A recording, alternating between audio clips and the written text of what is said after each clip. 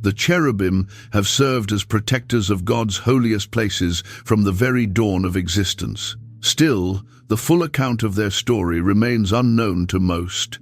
From the instant our first ancestors were cast out of paradise, these remarkable beings have maintained their watch. They appear not as the adorable cherubs depicted in artistic works, but rather as living representations of God's sacred nature and divine strength. This evening, you find yourself in precisely the right setting to gain true understanding of their identity. While your eyelids become heavy and your breath becomes gentle, I will reveal each manifestation, each revelation, each scriptural glimpse we receive of these heavenly protectors, weaving their story into a pattern ideally suited for tranquil rest.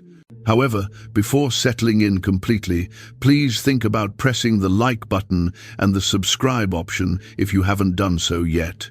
The support you provide allows us to keep creating material designed to help you relax and sleep more soundly. Additionally, share with us your viewing location and current time. We would truly enjoy hearing from you. So, with no additional delay, shall we begin? The original beings. During the beginning, before the first moment was measured, before celestial bodies discovered how to emit light, there existed beings composed of radiance and strength residing within the Almighty's presence. These were no common angels, no simple couriers dispatched on heavenly missions. These were the cherubim, entities of grandeur and enigma, protectors of what is sacred, sentinels of the heavenly throne. The term itself reveals ancient mysteries. Cherubim, known in Hebrew as cheruvim, potentially signifies to protect or to shelter. Certain scholars connect it to Akkadian origins, where comparable beings named caribou served as heavenly defenders. Yet linguistic roots merely touch the surface of their authentic character. Scripture presents the cherubim to us within Genesis's 3rd chapter. Although their existence likely reaches back to creation's first moment, they appear not as minor participants in the universal story, but as principal characters during humanity's most crucial turning point. Following Adam and Eve's consumption of forbidden fruit, following the destruction of innocence like vanishing morning moisture, God positions cherubim at Eden's entrance. Their initial scriptural appearance connects them eternally to thresholds, separating paradise from banishment, dividing the divine from humanity, distinguishing what existed from what might have existed. These beings hold wisdom that encompasses creation's entirety. They comprehend God's desires without requiring explanations, fulfill His directions without raising questions. Different from humans who navigate unsteadily through ethical decisions, cherubim correspond flawlessly with heavenly intention. They are not creatures engaged in learning, but entities already possessing knowledge, not pursuing truth, but manifesting it. Historical writings indicate cherubim were present before the material universe assumed form. During God's speaking of galaxies into reality, cherubim were already positioned around His throne. They observed light's initial triumph over shadow, listened to the morning stars singing in harmony, experienced the earth's foundations positioning themselves into stability. They serve as creation's oldest companions, attending the genesis of everything. Their character stands apart from other celestial beings. Angels function as carriers of messages, transporting God's communication across immense expanses. Seraphim blaze with cleansing fire, proclaiming "Holy, holy, holy" surrounding the throne. However, cherubim operate as living emblems of God's presence in itself. Wherever they manifest, heaven makes contact with earth. Wherever they extend their wings, holy territory emerges. The world of antiquity recognized such beings clearly. Mesopotamian sacred structures contained winged entities called lamassu, combining human, animal, and divine elements. Egyptian artistic expression showed winged protectors defending sacred locations.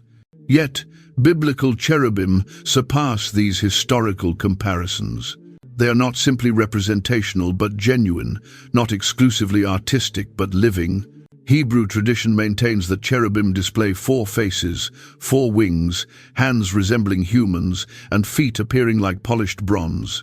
They travel with the speed of lightning, their wings generating sounds resembling powerful waters or immense military forces in movement. Still, they can also remain suspended in absolute motionlessness, as silent as prayer, as unmoving as profound contemplation. Their awareness functions at depths humans cannot comprehend. They grasp puzzles that confound the most learned philosophers, understand realities that elude the most gifted religious scholars. They recognize God's contemplations before he voices them, perceive his aims before he takes action. This awareness creates no arrogance, only increased humility. The greater their understanding of divine magnificence, the deeper their recognition of their station as servants. Questions arise whether cherubim possess feelings. Do they experience delight at creation's splendor, grief at human defiance, devotion to the God they attend? Scripture suggests their fervent dedication, yet discloses minimal information regarding their internal existence. Perhaps their feelings flow too profoundly for human grasp, similar to ocean movements far below visible waves. Their physical forms, assuming they possess such forms, merge material and spiritual components. They can manifest physically enough to brandish flaming weapons, yet spiritually enough to move beyond conventional space and temporal boundaries. They occupy realms beyond human awareness while staying powerfully present within our reality. This combined character makes them flawless, protectors of transitions, flawless defenders of holy limits. Across biblical chronicles, cherubim manifest during instances of ultimate significance. They protect Eden's entrance. They hover above the mercy seat. They saturate Ezekiel's revelations with tempest and flame. They never arrive accidentally or manifest for ordinary reasons. Their attendance indicates divine movement, heaven penetrating into earthly matters. Different from humans who must select between righteousness and wickedness, cherubim represent goodness in itself. Transgression cannot affect them because their character corresponds entirely with heavenly desire. They are incapable of insurrection, unable to select incorrectly. This freedom from sin makes them perfect protectors of holiness, flawless guardians of divine attendance. Their wings communicate rapid compliance, prepared action at God's instruction. Their numerous faces imply total perception, observing every direction at once. Their blazing form mirrors divine magnificence, the radiance streaming from God's throne. Every element of their being fulfills divine objectives. While we start this exploration through cherubim tradition, we meet beings of intense mystery. They connect heaven and earth, temporal existence and timelessness, the familiar and incomprehensible.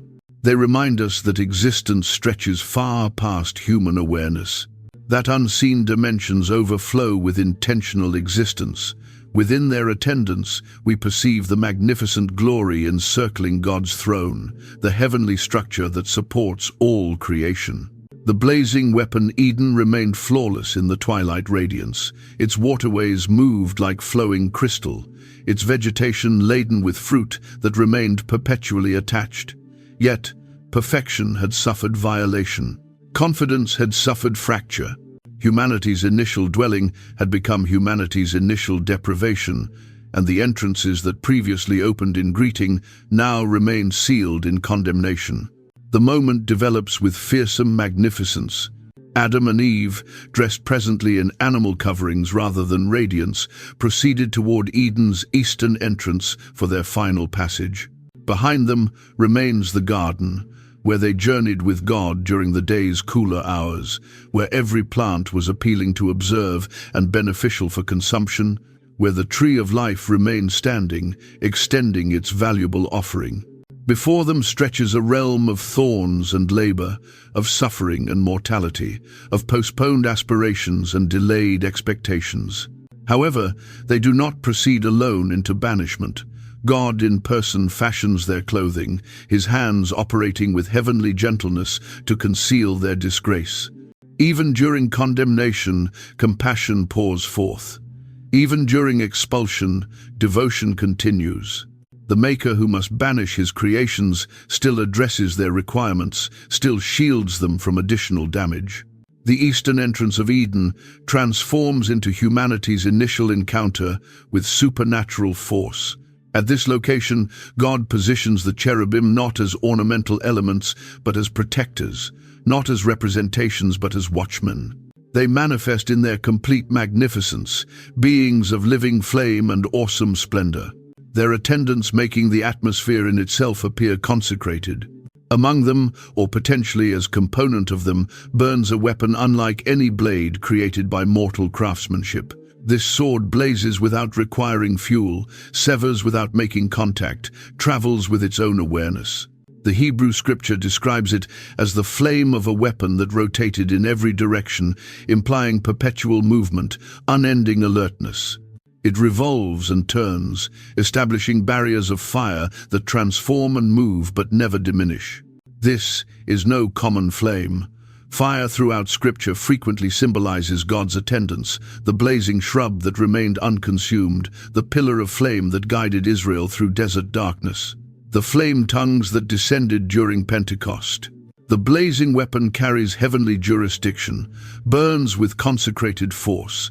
It exists less as weaponry than as revelation of God's own character, His holiness rendered observable. The cherubim do not handle this weapon as mortal warriors would. They constitute the weapon in certain mysterious fashion. Their actual attendance establishes the obstruction. Their compliance to heavenly instruction transforms into the flame that prevents passage. They personify God's determination to stop corrupted humanity from consuming from the tree of life and existing perpetually in their damaged condition.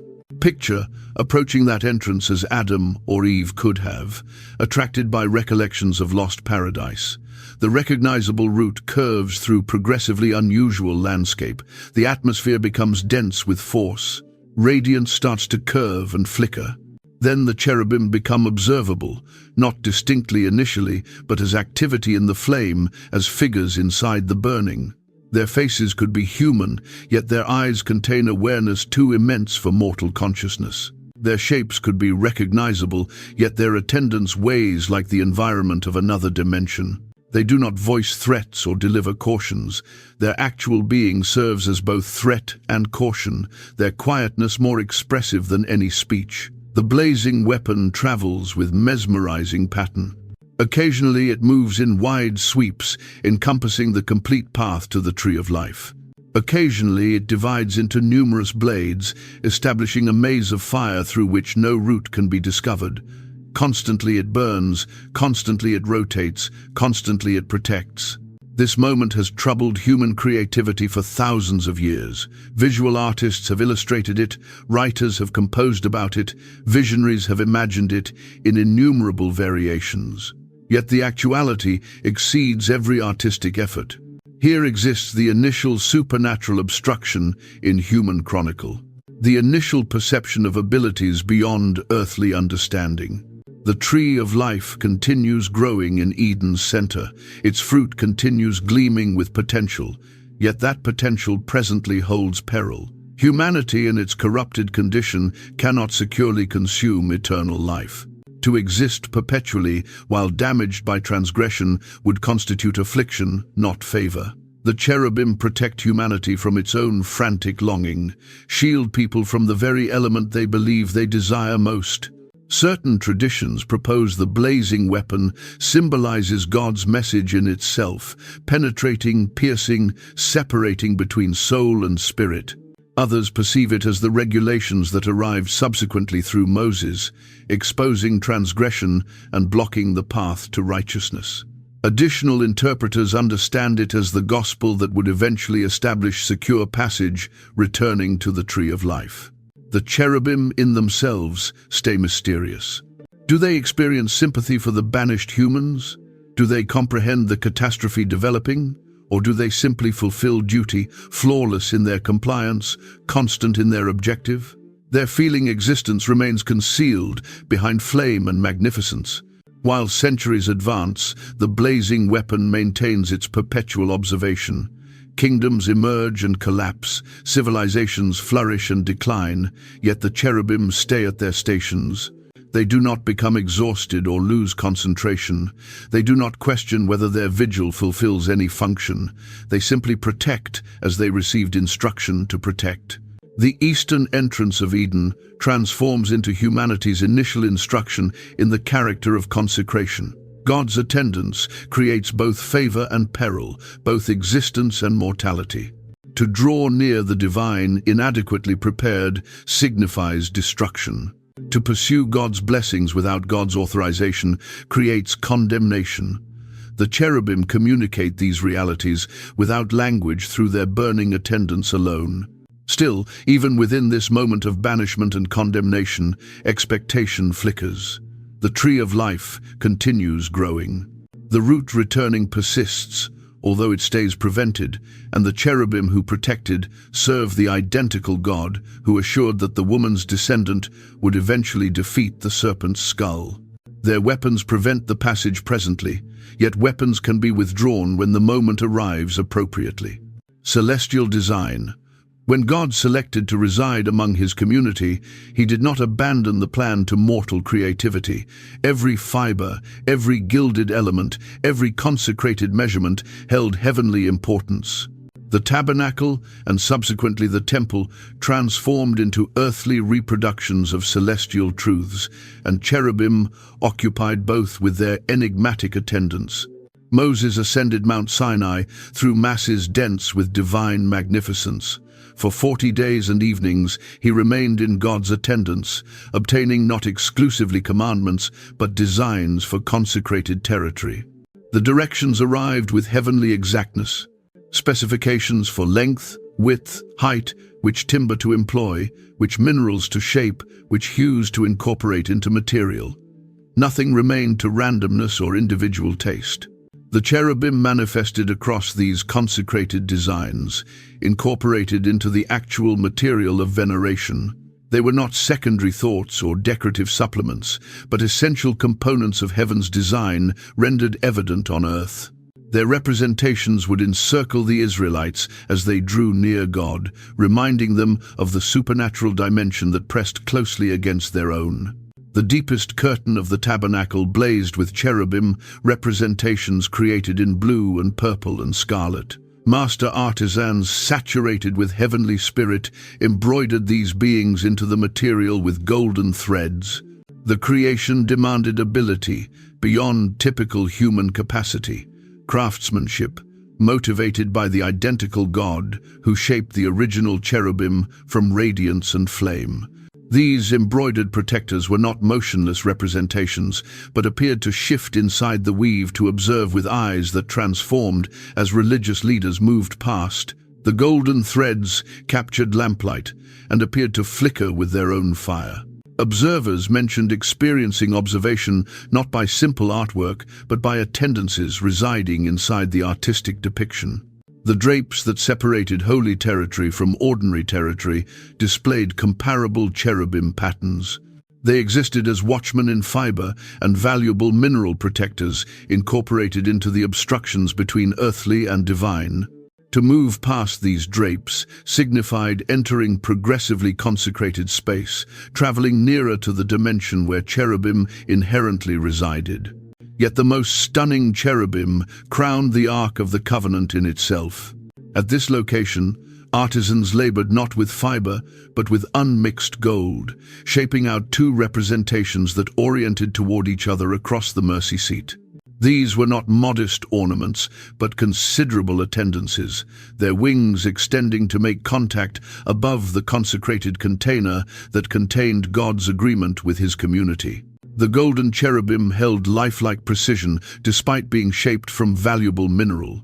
Their faces displayed both magnificence and compassion, power and mildness. Their wings bent defensively over the mercy seat, establishing a shelter of gold that indicated divine covering, celestial protection for the regulation tablets underneath.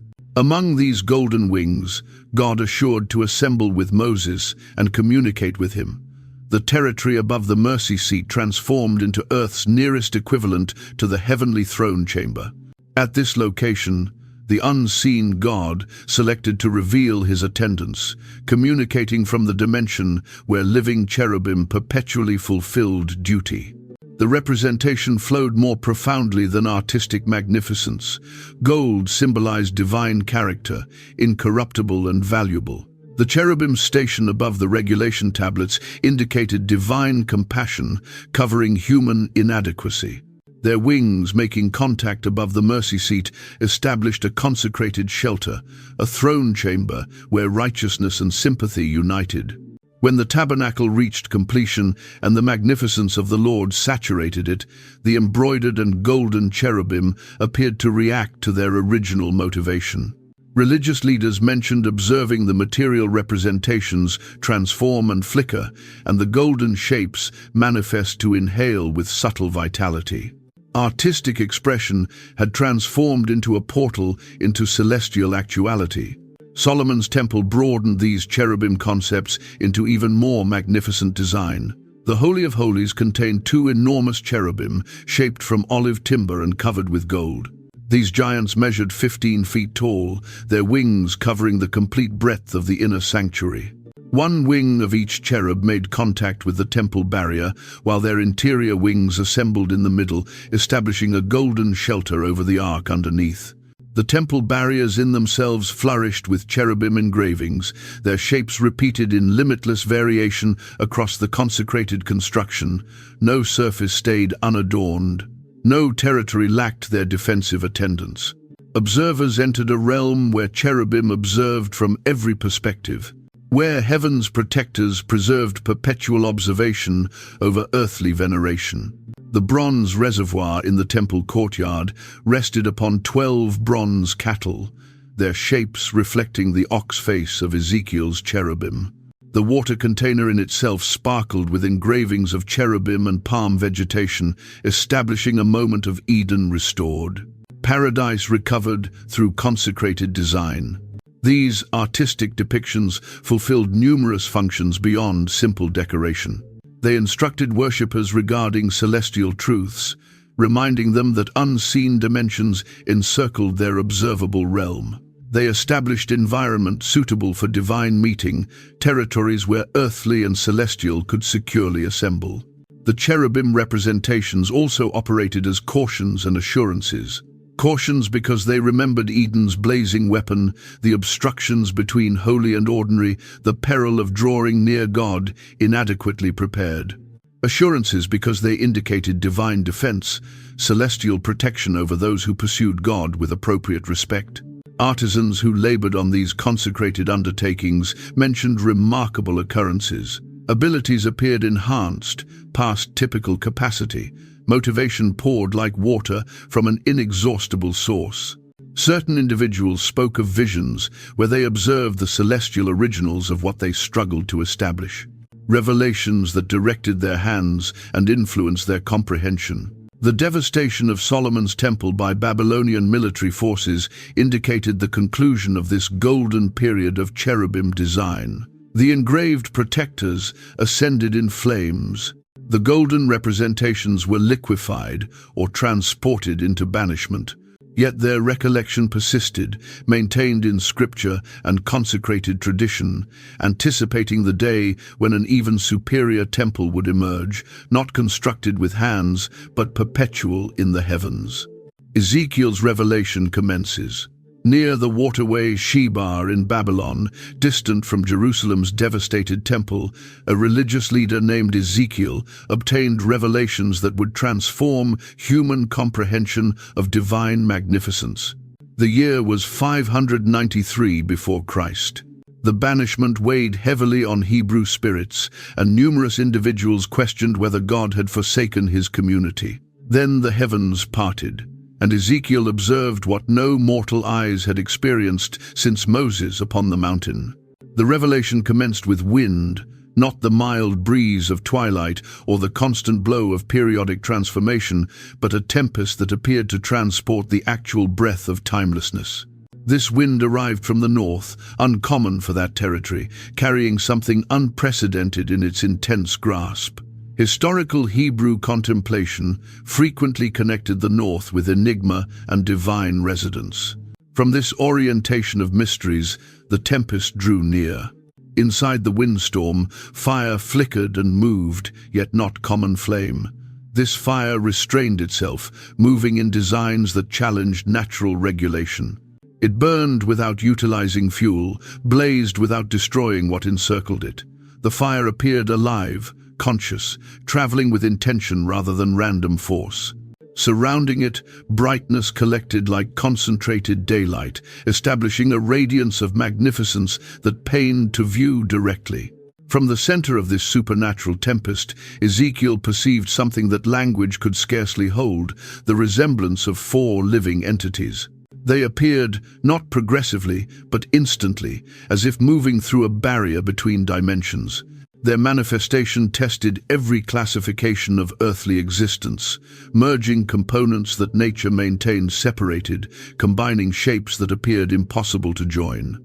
Each entity held 4 faces, 4 wings, and hands resembling human hands underneath their wings, yet these were no common hands. They radiated like polished bronze, heated in a forge, capable of both gentle contact and awesome force. Their feet appeared similar to calves' feet, indicating power and certain footing, yet they too gleamed like refined bronze, reflecting the fire that encircled them. The faces challenged simple explanation.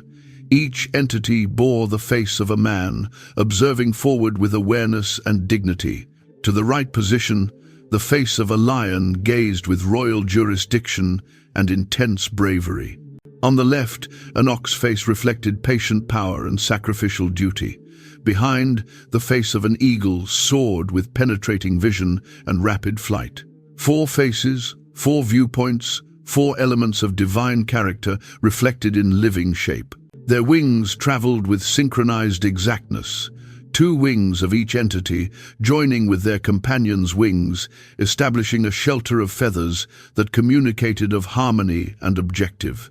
The additional 2 wings concealed their bodies, indicating both reserve and enigma, hiding elements of their character that even this extraordinary revelation could not completely disclose. They traveled as one being, although they were 4. Their action straightforward without rotating. Where their spirits guided them to proceed, they proceeded, requiring no discussion or synchronization. Their harmony was flawless, their objective singular. They personified the heavenly desire without inquiry or reluctance. Fire traveled among them, moving back and forth like lightning restrained inside their center. This was not damaging fire, but creative flame, the identical force that communicated worlds into being, that burned in the shrub before Moses, that would subsequently rest on the apostles' heads as flame tongues. It was the fire of divine attendance, awesome and magnificent, perilous and life-creating. The sound of their wings saturated the atmosphere like rushing water, like the voice of the Almighty, like the noise of a tremendous military force. Still, inside this powerful sound, attentive listeners could identify harmonies of flawless praise, celestial music that earthly instruments could never duplicate. Their actual movement established veneration. Their flight communicated magnificence to the one who dispatched them. Ezekiel observed in amazement and fear as these beings traveled with lightning rapidity, manifesting and vanishing like flashes of fire. They appeared restricted by no physical regulations, capable of immediate travel across immense expanses, attending wherever their assignment demanded them to be. Temporal existence and territory curved around their movement like water around a vessel's front. The prophet struggled to discover language for what challenged explanation. He employed phrases like the manifestation of and the resemblance of, recognizing that human language could exclusively estimate the actuality he experienced. These beings persisted beyond typical classifications, surpassing the limits that distinguish earth from heaven, material from spiritual, familiar from incomprehensible. While the revelation persisted, Ezekiel understood he was experiencing the cherubim referenced across Scripture. The identical beings who protected Eden's entrance, who hovered above the mercy seat, who encircled God's throne in celestial locations. Yet observing them in living action transformed his comprehension entirely. They were not motionless protectors, but dynamic forces, not ornamental components, but active representatives of heavenly desire. The fire among them pulsed with existence and force, indicating that these beings obtained their ability directly from heavenly source. They required no rest, no nourishment except God's desire. They were maintained by the identical force that preserves galaxies in their paths, that maintains atoms moving in their perpetual designs. Their four faces communicated of wholeness. Humanity's awareness, the lion's bravery, the ox's power, the eagle's perception. Combined, they symbolized the completeness of created existence. All elements of being collected into beings of supernatural magnificence. They were creation's delegates before the throne, transporting the petitions and praises of all living elements. The revelation tested everything Ezekiel believed he understood regarding heaven and earth, regarding the character of heavenly beings, regarding the connection between observable and unseen dimensions. Here were entities that belonged entirely to heaven, still traveled freely in earthly territory, beings of unmixed spirit who could reveal physical results, protectors of consecration who radiated reception rather than threat. Wheels inside wheels. While Ezekiel's revelation intensified, something even more enigmatic manifested near the four living entities. Wheels made contact with the earth, adjacent each cherub. Not common wheels that could support earthly chariots, yet constructions that challenged every regulation of mechanics and action. These wheels persisted at the absolute edge of human understanding, where explanation collapses and language yields to amazement. Each wheel manifested to cross another wheel at perpendicular angles, establishing shapes that appeared impossible, still certainly genuine. When one wheel traveled forward, the other traveled sideways, permitting action in any orientation without rotating. They could journey north, south, east, or west with identical ease.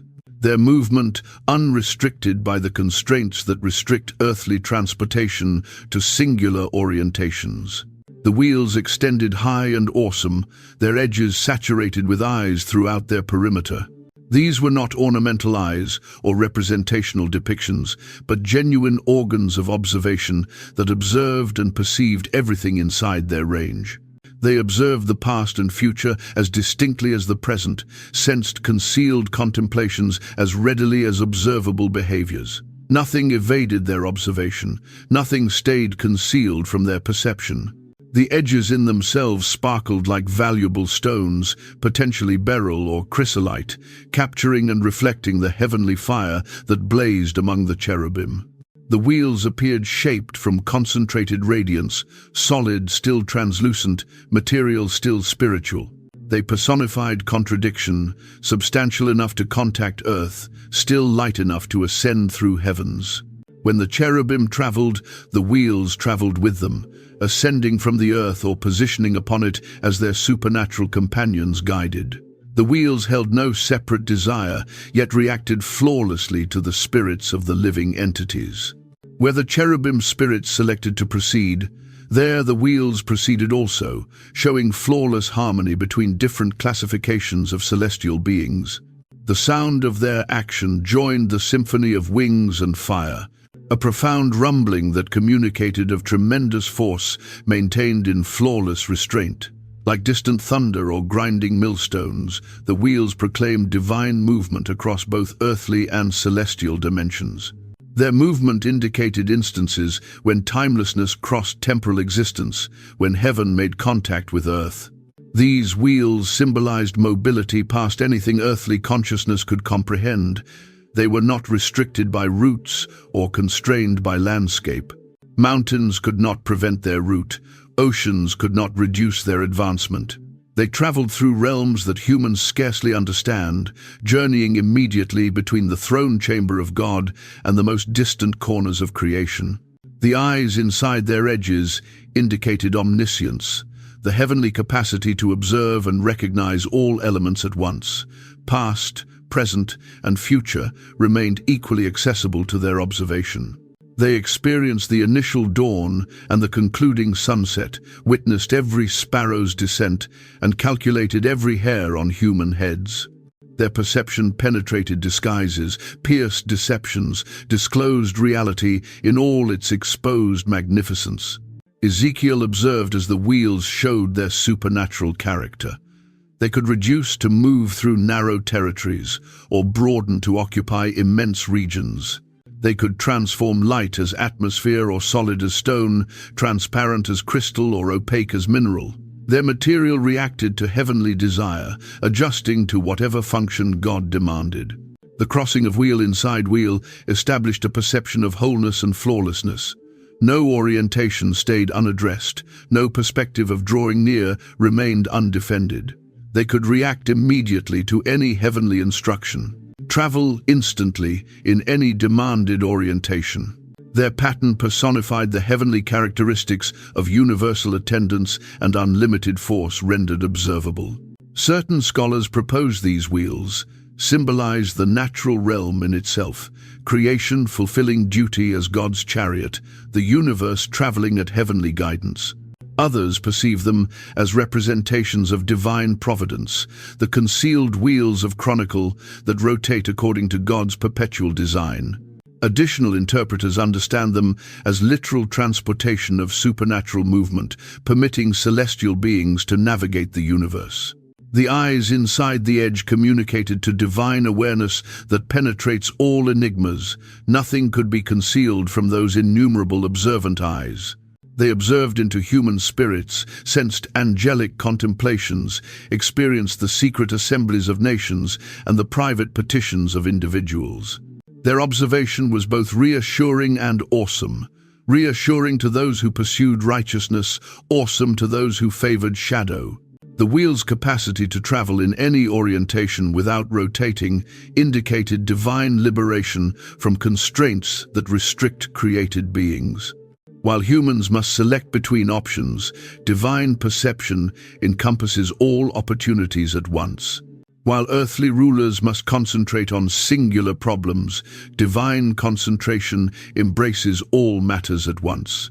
The beryl-like sparkle of their formation showed valuable worth and supernatural magnificence.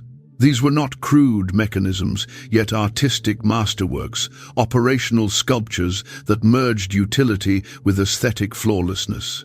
Every eye was exactly positioned, every curve flawlessly shaped, every crossing geometrically precise. While Ezekiel persisted observing, the wheels disclosed their connection to the heavenly throne above them. They fulfilled duty as the foundation for God's mobile sanctuary, the foundation upon which His magnificence could travel across creation. They rendered possible divine visitation, permitting the transcendent God to transform immanent without forsaking His transcendence.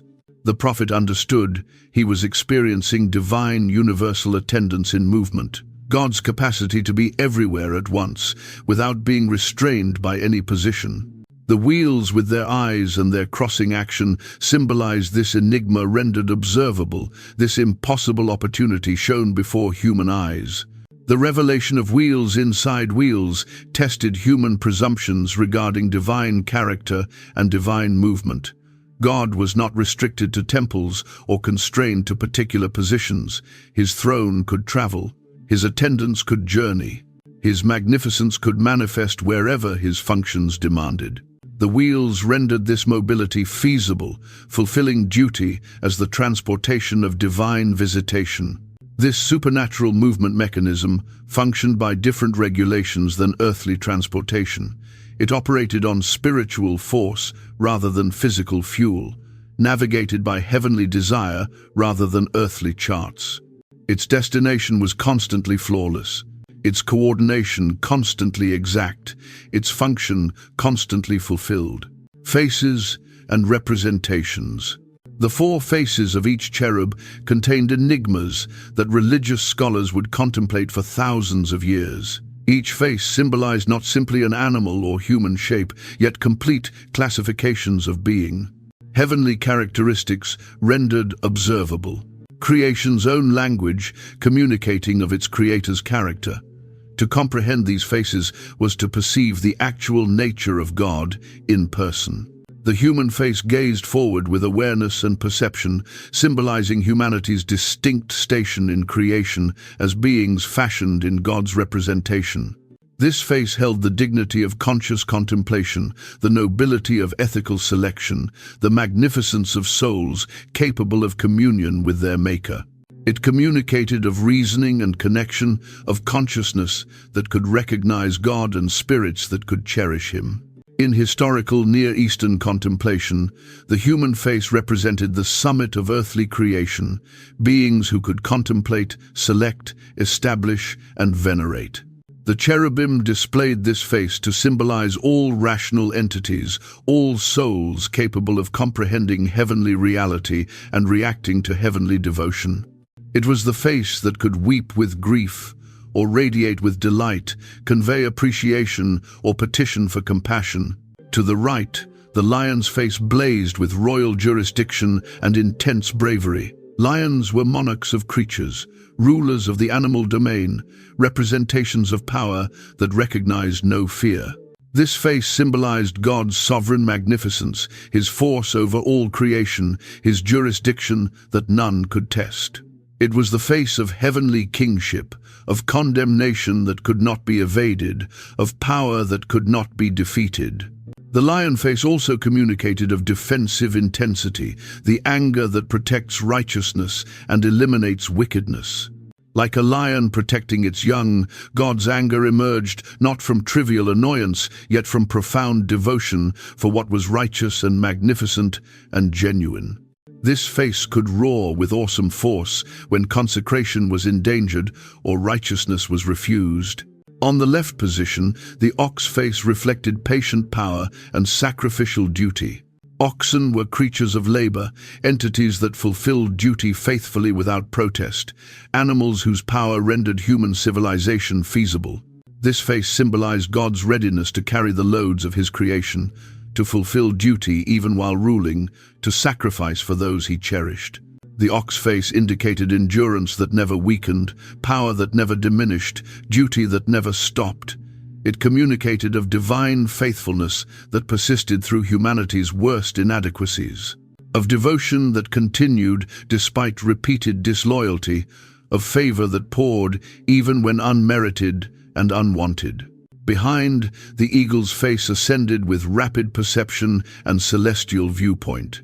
Eagles flew superior to other birds, observed farther than earthly eyes could extend, traveled with rapidity that challenged earthly constraints. This face symbolized God's transcendence, his capacity to observe all elements from celestial perspective, his rapid movement when intervention was demanded. The eagle face personified divine universal knowledge, awareness that penetrated all enigmas, perception that pierced all disguises, comprehension that grasped all complexities. It was the face that observed conclusion from commencement, that comprehended functions concealed from limited consciousness, that directed chronicle toward destinations past human understanding. Combined, these four faces established a complete depiction of divine character as it connected to creation. Humanity's awareness, the lion's jurisdiction, the ox's duty, the eagle's transcendence, all were elements of the one God who ruled with perception, force, devotion, and flawless awareness. Initial Christian interpreters perceived profound associations between these faces in the four Gospels. Matthew's Gospel emphasized Jesus as monarch, connecting to the lion's royal character. Mark depicted him as servant, reflecting the ox's sacrificial spirit. Luke highlighted his humanity, mirroring the human face's dignity and sympathy. John disclosed his divine character, ascending like the eagle into celestial enigmas. Hebrew mystical tradition discovered in these faces the four primary classifications of created beings. Humans symbolizing rational entities, lions personifying wild animals, oxen representing domestic animals, eagles communicating for birds of the atmosphere. The cherubim thus transported before God's throne, delegates of all living elements, guaranteeing that creation's voice extended heaven's assemblies. The positioning of faces also contained importance. Observing forward with human awareness, ruling with lion jurisdiction, fulfilling duty with ox patience, ascending with eagle perception.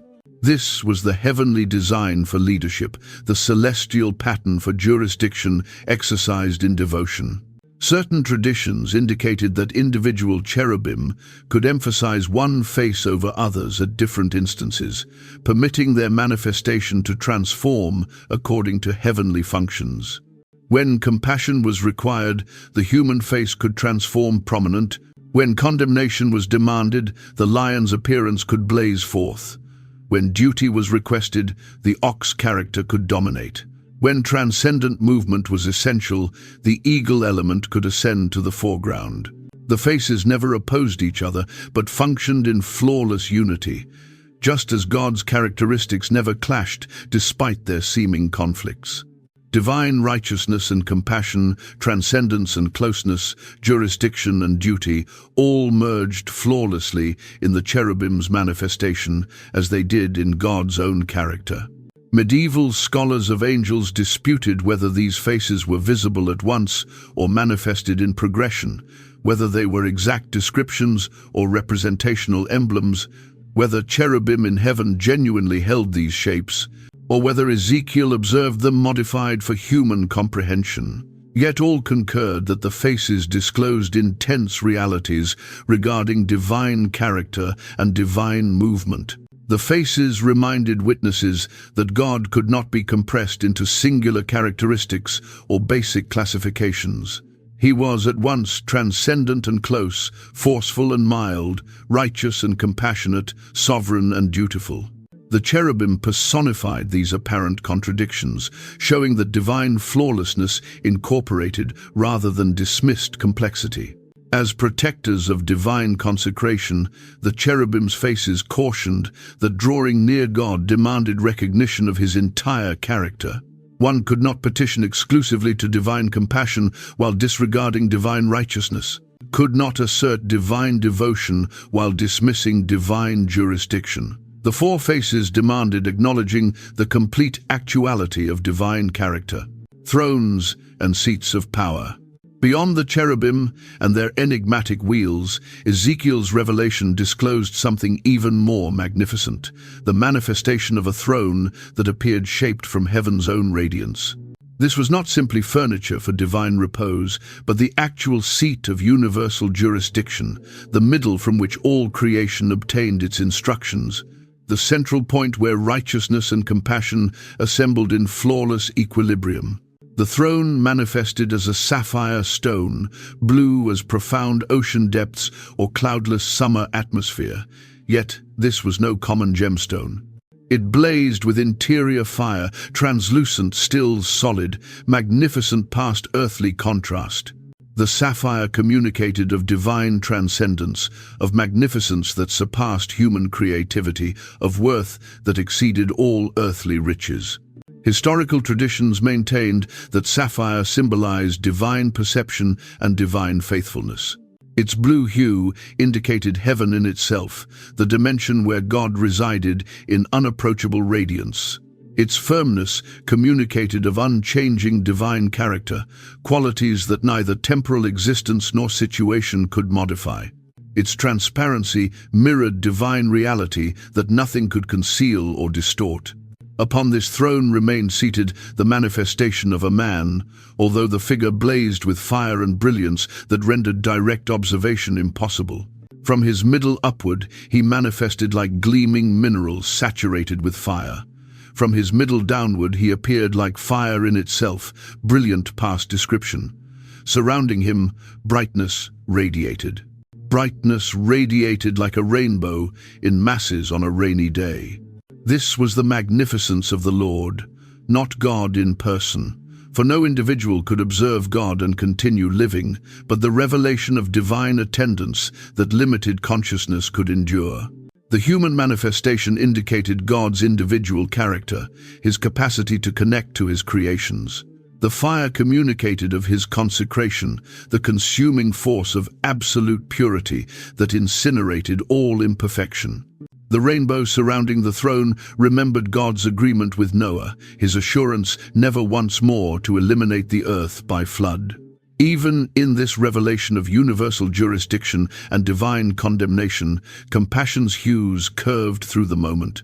The throne of righteousness was encircled by reminders of divine faithfulness and devotion. The cherubim, upheld this throne, their wings establishing a living shelter above their heads. Upon this platform of feathered magnificence, the throne rested, not because God required support, yet because the cherubim were privileged to fulfill duty as his throne carriers, honored to transport the seat of universal jurisdiction wherever divine functions demanded. This moment disclosed what Hebrew mystics would subsequently identify as the Merkabah, the heavenly chariot throne that could travel across creation. Different from earthly thrones that stayed fixed in palace chambers, God's throne was mobile, capable of manifesting wherever divine attendance was required. The wheels, the cherubim, the throne in itself shaped a unified transportation of supernatural jurisdiction. The mobility of the heavenly throne held intense implications. God was not restricted to any temple or constrained to any position. His attendants could visit earth without forsaking heaven, could reside among people without being restrained by them. The throne could lower to create favor or ascend to perform condemnation as divine perception guided. Historical thrones symbolized more than seating. They personified jurisdiction, force, the privilege to rule and condemn. Monarchs remained seated on thrones to receive cases, declare proclamations, obtain tribute from subjects. Yet earthly thrones were dim reflections of this celestial actuality, crude replications of the seat from which all proper jurisdiction poured. The sapphire throne indicated divine righteousness that could not be damaged or diminished. Different from earthly rulers who could be influenced by payments or affected by preferences, the heavenly judge stayed absolutely pure in his conclusions. The throne's sapphire character mirrored this incorruptible righteousness, this flawless perception that constantly selected appropriately. The fire that saturated the figure on the throne communicated of divine consecration that eliminated impurity wherever it was discovered. This was not the damaging fire of human anger, yet the cleansing flame of absolute virtue, incinerating everything that opposed divine character. To draw near this throne signified entering the attendance of flawless consecration. Still, the human manifestation of the figure extended expectation to limited creations. God selected to disclose himself in shapes that humans could identify, even if they could not entirely comprehend. The human-like revelation indicated divine individuality, divine capacity to recognize and cherish and communicate with created beings. The brightness encircling the throne challenged all earthly contrasts. It was not simply bright, yet brightness in itself, not exclusively radiant, yet the origin of all brilliance. This radiance required no external origin because it was illumination in its most pure shape. Radiance that disclosed reality and expelled all shadow. Ezekiel's revelation established designs that would resound through subsequent biblical disclosures. John's apocalyptic revelation would display a comparable throne encircled by 4 living entities, although his explanation supplemented elements that Ezekiel's narrative had abandoned enigmatic. Daniel would observe the Ancient of Days, assuming his position on a throne like blazing fire, its wheels like burning fire. The throne chamber transformed into the pattern for comprehending divine governance. Here was the universal capital from which all jurisdiction poured. The ultimate court where all petitions would eventually be received. The executive residence where divine conclusions influenced the fate of nations and individuals equally. Hebrew tradition created intricate contemplations on the Merkabah throne, perceiving it as the ultimate mystery of divine disclosure. To reflect upon the throne was to draw near the actual center of being, to make contact with the origin from which all actuality appeared. Mystics pursued revelations of the throne, although such occurrences held both tremendous favor and tremendous peril. The cherubim's function as throne carriers elevated their position past simple protectors or couriers. They engaged directly in divine governance, their power supporting universal jurisdiction, their compliance permitting divine mobility. They were not exclusively creations in God's duty, yet essential elements of heaven's management. Protectors of consecration. The cherubim's fundamental calling extends more profoundly than protecting positions or defending objects. They fulfill duty as living limits between the consecrated and the ordinary, breathing obstructions that distinguish divine consecration from everything that could contaminate or damage it. Their actual attendance establishes consecrated territory, converts ordinary positions into holy ground where heaven and earth securely assemble. Consecration in itself challenges basic definition. It includes ethical purity, yet reaches far past moral classifications into dimensions of divine distinction that human language struggles to hold. Holy elements are positioned apart, devoted exclusively to divine functions, withdrawn from ordinary employment and defended from profane contact. The cherubim personify this distinction, rendering consecration observable through their brilliant attendance. Their protection functions on numerous depths at once. They defend divine consecration from contamination by sinful contact, yet they also defend limited creations from elimination by unlimited divine force. Their duty pours in both orientations, upward toward God and downward toward creation, establishing secure assembly points where veneration can transpire without peril. At Eden's entrance, cherubim stopped corrupted humanity from obtaining the tree of life while damaged by transgression. This was not simply punishment, yet defense. To exist perpetually in a corrupted condition would continue suffering perpetually, rendering restoration impossible. The cherubim's blazing weapon prevented the route to perpetual suffering, disguised as perpetual existence. Beyond the mercy seat, golden cherubim established a consecrated shelter where divine righteousness and compassion could assemble. Their wings made contact in flawless harmony, indicating unity between divine characteristics that humans frequently sensed as opposing. Under their defense, God could reside among sinful people without diminishing his consecration or eliminating them with his attendance. The temple cherubim saturated Solomon's sanctuary with reminders that veneration demanded respect. Drawing near to God required preparation, their engraved faces observed from every barrier. Their golden shapes captured lamplight and appeared to travel with living perception. They established environments suitable for divine meeting, territory where earthly and celestial could securely cross. Their protection reached past physical defense to incorporate spiritual limits. They stopped unauthorized entrance to divine enigmas, guaranteed that consecrated awareness extended exclusively those prepared to obtain it securely. Like passwords defending digital mechanisms, cherubim confirmed appropriate credentials before permitting passage into progressively holy territories. The historical realm comprehended consecrated limits instinctively. Temples possessed outer courts for ordinary people, interior courts for religious leaders, holy locations for high religious leaders alone. Each limit symbolized rising degrees of consecration, superior closeness to divine attendance. Cherubim implemented these separations, preserving appropriate structure in divine drawing near. Yet their function surpassed simple exclusion. They also operated as guides for those properly pursuing divine meeting. Their attendance showed consecrated territory, cautioned of the requirement for appropriate preparation, indicated suitable attitudes for divine drawing near. They were not universal guards, yet celestial ushers, guiding movement in the courts of God. The cherubim's defense functioned both directions because divine consecration presented genuine peril to inadequately prepared creations. Like electrical force that could brighten dwellings or electrocute the careless, divine attendance created either favor or elimination, depending on the state of those who met it. The cherubim controlled this force, guaranteeing secure contact between infinite and limited. Their protective duty never diminished or weakened. Different from human watchmen who could become exhausted or distracted, cherubim preserved flawless alertness across eternities. Their concentration never drifted, their dedication never wavered.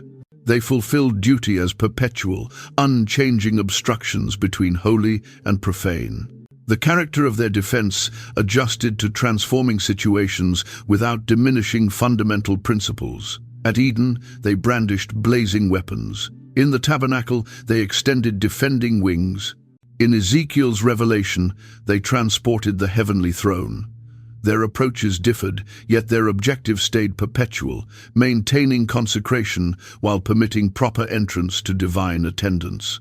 Their defensive duty reached to protecting divine reality from distortion, divine veneration from damage, divine functions from interference. They protected not exclusively physical territories, yet spiritual actualities, not exclusively consecrated objects, yet consecrated principles. Their supervision encompassed the complete dimension where divine and human crossed. Certain traditions indicate that cherubim defend individual believers as thoroughly as corporate veneration territories. They remain on guard over human spirits where God selects to reside, preserving consecrated territory inside restored souls. They defend the divine representation in humanity from total damage, maintain the capacity for divine connection, even in corrupted creations. The limits they preserved were not random regulations, yet expressions of divine character in itself. God's consecration was not a quality he selected to hold, yet a fundamental element of his being.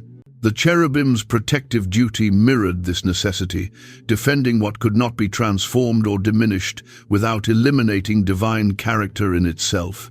Their alertness established liberation rather than limiting it. By preserving appropriate limits, they rendered secure, drawing near to God, feasible for limited creations. Like protection mechanisms that permit humans to labor with perilous forces, cherubim permitted divine meeting without divine elimination. The tranquility they protected was not simple absence of disagreement, yet positive unity between divine and created dimensions. Their attendance showed zones where favor poured freely, where petitions discovered ready reception, where divine and human desires could correspond without opposition or threat.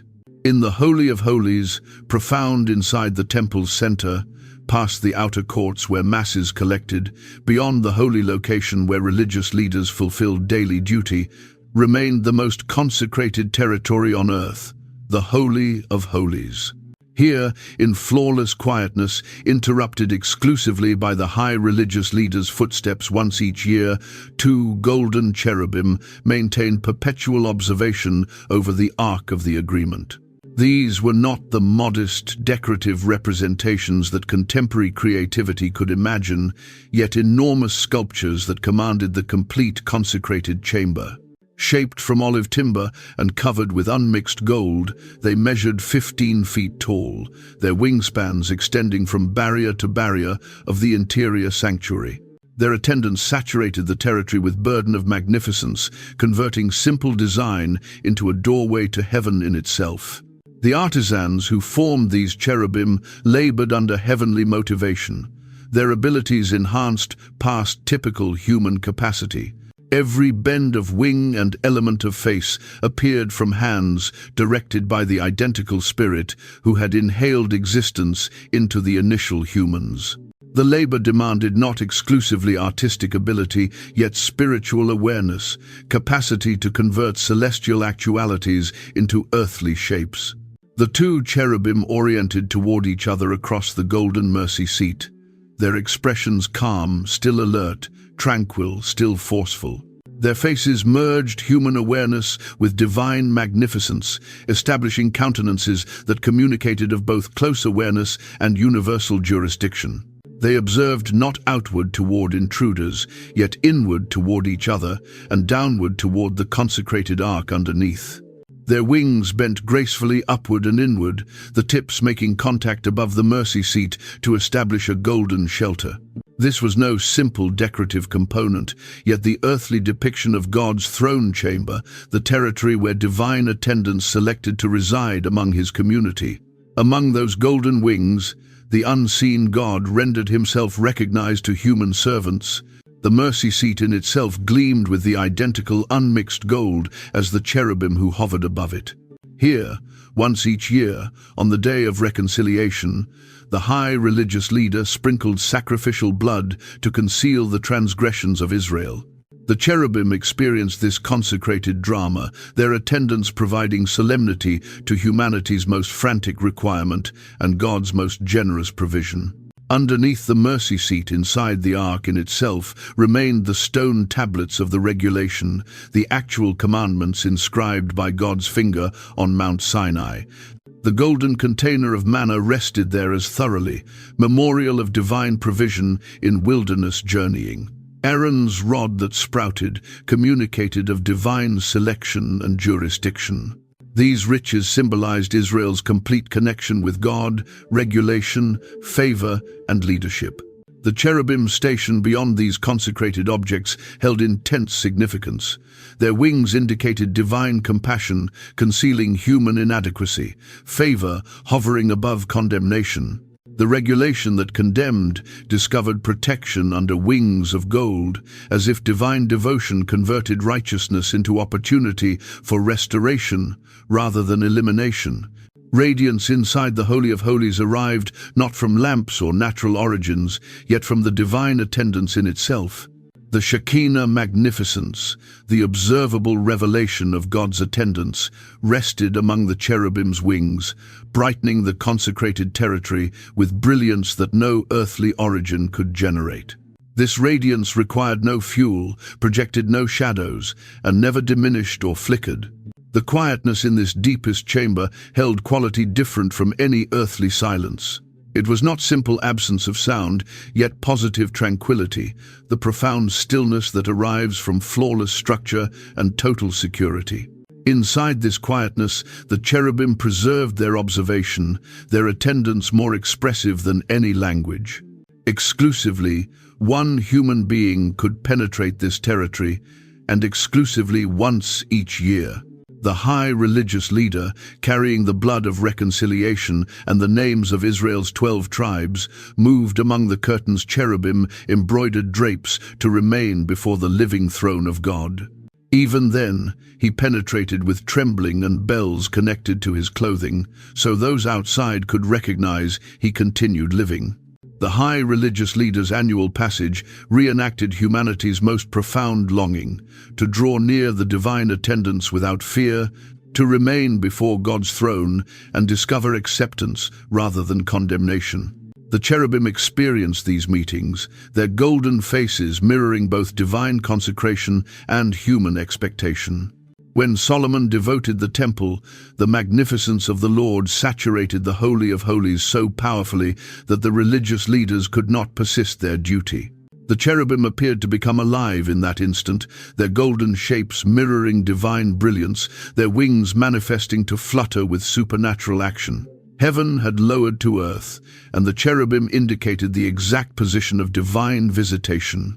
The devastation of the temple by Babylonian forces created indescribable catastrophe to Hebrew faith.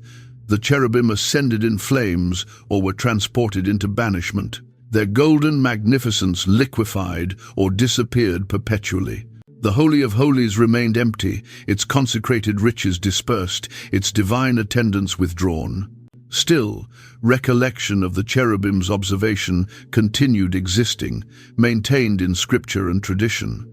Certain traditions indicate that before the temple's devastation, the cherubim rotated to orient toward each other in perpetual embrace, representing God's unchanging devotion for his community despite approaching condemnation. Others assert they wept golden tears that descended upon the mercy seat. Divine grief at humanity's continuing insurrection, combined with expectation for future restoration. The empty Holy of Holies transformed into a representation of humanity's most profound requirement. Restored entrance to divine attendance, renewed fellowship with the Maker, reconstructed bridges between heaven and earth. The cherubim's absent wings abandoned a vacuum that exclusively divine favor could occupy, a quietness that exclusively divine devotion could interrupt. Yet their recollection pointed forward to superior actualities. The earthly Holy of Holies was exclusively a reflection of the genuine sanctuary in heaven, where living cherubim continue encircling the perpetual throne. Their earthly observation had concluded, yet their celestial duty persisted uninterrupted, anticipating the day when earth and heaven would be joined once more. Cherubim. Compared to angels, in the immense hierarchy of celestial beings, cherubim hold a distinct station that positions them apart from the angels most humans imagine when they contemplate divine couriers. Comprehending these separations discloses the abundant complexity of spiritual dimensions that extend far past basic classifications of virtuous spirits compared to wicked ones. Angels, or malachim in Hebrew, obtain their designation from their fundamental operation. They are couriers, dispatched ones, heavenly ambassadors, transporting God's communication to human recipients. Gabriel manifests to Daniel and Mary, carrying particular communications.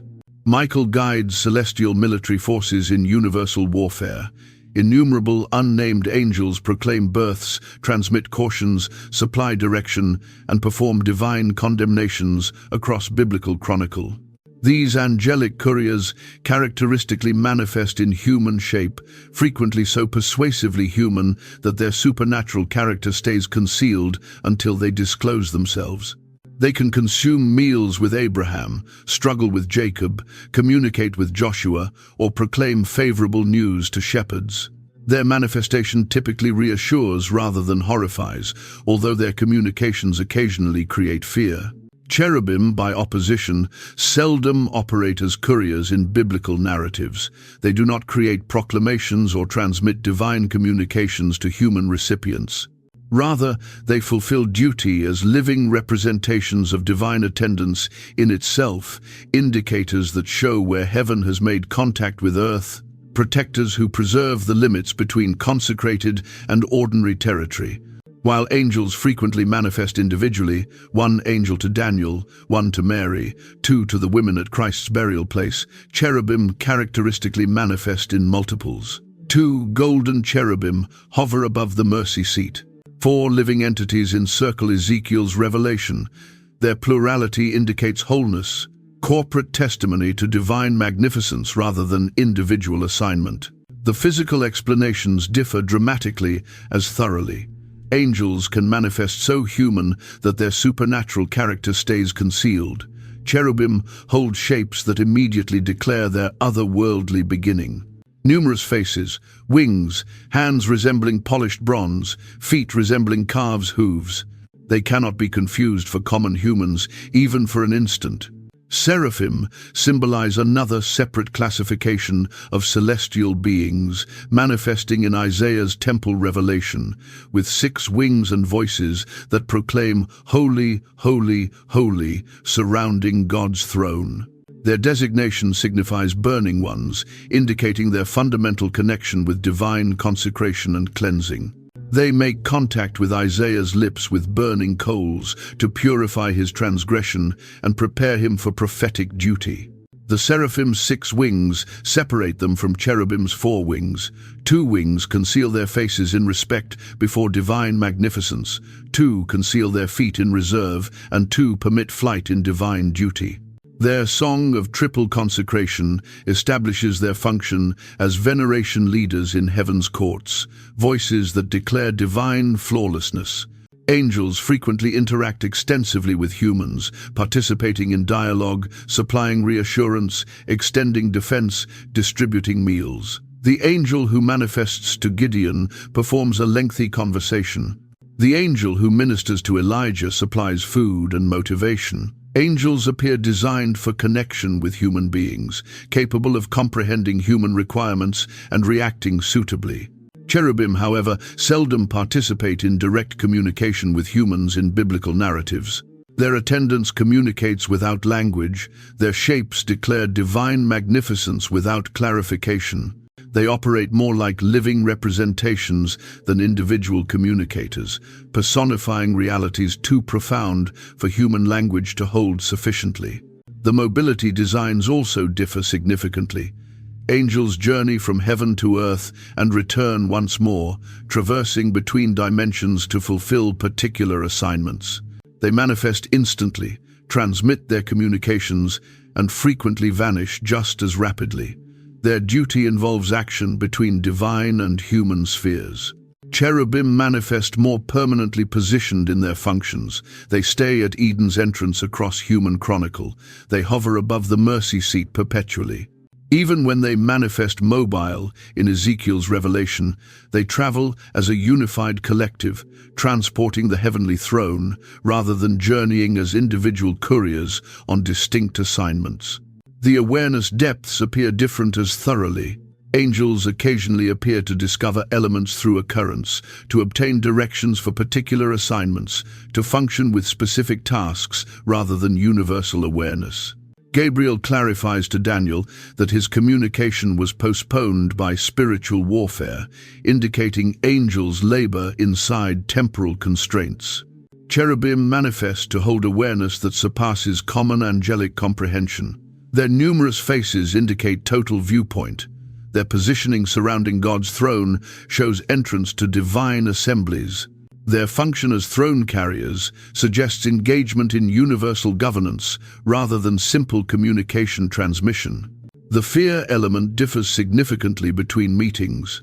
While angels frequently commence their communications with "fear not," indicating their manifestation can frighten humans, cherubim motivate awe of a completely different magnitude.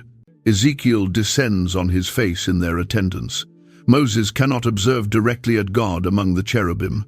Their magnificence surpasses what human consciousness can securely process. Certain traditions position these beings in hierarchical classifications. Cherubim and seraphim nearest to God's throne, archangels governing major spiritual territories, common angels fulfilling duty as couriers and defenders. Yet Scripture supplies no detailed organizational diagram, abandoning numerous inquiries regarding celestial hierarchy unanswered. The separations matter because they disclose the complexity of spiritual actuality, the abundance of divine creativity in generating different categories of conscious beings for different functions. Comprehending these differences stops oversimplification of celestial dimensions while intensifying appreciation for the varied approaches divine attendance reveals in creation. Cherubim in artistic expression. Picture an enormous winged bull with a human head engraved from stone in historical Babylon. These were the Lamassu, protectors of palace entrances, ancestors to the cherubim we recognize presently. Their wings extended wide across doorways, faces stern, still defensive. Mesopotamian artists established these beings long before Moses obtained his revelations on Mount Sinai. The historical realm recognized these winged protectors thoroughly. Egyptian sphinxes observed over burial places and temples. Persian artistic expression displayed winged representations near consecrated vegetation. When Hebrew scribes explained cherubim, they obtained from this abundant visual language that encircled them. Still, something fresh appeared. Beings that belonged not to earthly monarchs, yet to the monarch of heaven. Initial Hebrew artistic expression stayed careful regarding depicting divine beings. The second commandment cautioned against engraved representations, so cherubim manifested mostly in representational shapes. Synagogue mosaics could display wings or wheels, indicating the heavenly chariot without displaying the entities themselves. A magnificent restraint indicated these initial efforts, attendance suggested rather than shown. Byzantine churches transformed everything. Golden mosaic saturated domes with 6-winged seraphim and 4-faced cherubim. Artists illustrated them as living fire, their wings concealing their faces in holy respect. These weren't ornaments, yet portals into heaven in itself. Worshippers observed upward and observed what Ezekiel observed, the throne chamber of God rendered observable in gold and radiance. Medieval manuscripts created cherubim to existence on parchment pages. Illuminated Bibles displayed them in brilliant blues and crimsons, their numerous faces gazing in all orientations. Certain artists provided them peacock wings, others eagle feathers. Each monastery created its own revelation, still all captured something of the otherworldly force these beings held. Then arrived a curious conversion. Renaissance artists commenced illustrating cherubim as chubby children with tiny wings. These sweet-faced babies, identified as putti, displayed minimal resemblance to Ezekiel's awesome four-faced protectors. They decorated ceilings and altarpieces, rendering the divine appear mild and reachable. The intense defenders of Eden transformed into celestial infants. This transformation communicates to us something intense regarding how humans picture the divine. When existence experienced perilous and uncertain, cherubim manifested as powerful warriors with blazing weapons. When Renaissance prosperity created confidence, they transformed into innocent children. Each period illustrated its expectations and fears into these celestial beings.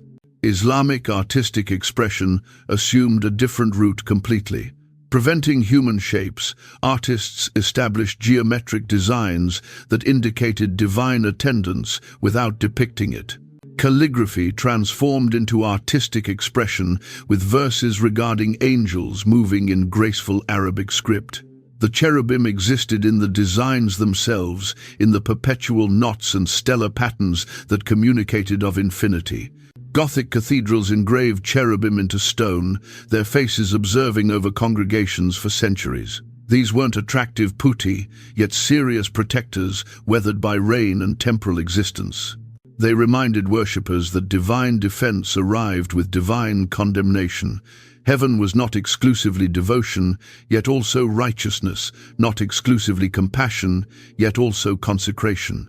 Contemporary artistic expression has struggled with cherubim. How do you illustrate the unillustrable in a period of skepticism? Certain artists return to Ezekiel's original revelation, establishing abstract creations of spinning wheels and numerous eyes. Others concentrate on the feeling reality, the human requirement for defense and transcendence that cherubim symbolize. William Blake illustrated them as beings of unmixed force, their shapes transforming between human and animal, earthly and divine. His cherubim traveled like living flames across the page. Marc Chagall displayed them floating through dreamlike landscapes, protectors of recollection and expectation. These artists comprehended that cherubim belonged to the dimension of revelation, not photography. Contemporary sculptors labor in mineral and radiance, establishing installations that capture something of the cherubim's distinction, spinning shapes with LED eyes, wings that project shadows like fire. These pieces don't attempt to display us what cherubim resemble, yet how they could experience. The perception of remaining before something immense and defensive and completely past human comprehension. The putti continue in popular culture. Those round-faced babies manifesting on everything from greeting cards to tattoos, they've transformed into representations of innocence and defense. Guardian angels for a secular period. Still, they transport forward something of the original force, the human requirement to believe in benevolent observers, in devotion that protects and defends. Perhaps this evolution of cherubim in artistic expression mirrors our transforming connection with the divine. Historical peoples observed God as awesome and distant, demanding intense protectors. Medieval Christians emphasized divine magnificence. So cherubim manifested as courtly beings of radiance. Renaissance humanists desired God to be reachable, so cherubim transformed into childlike.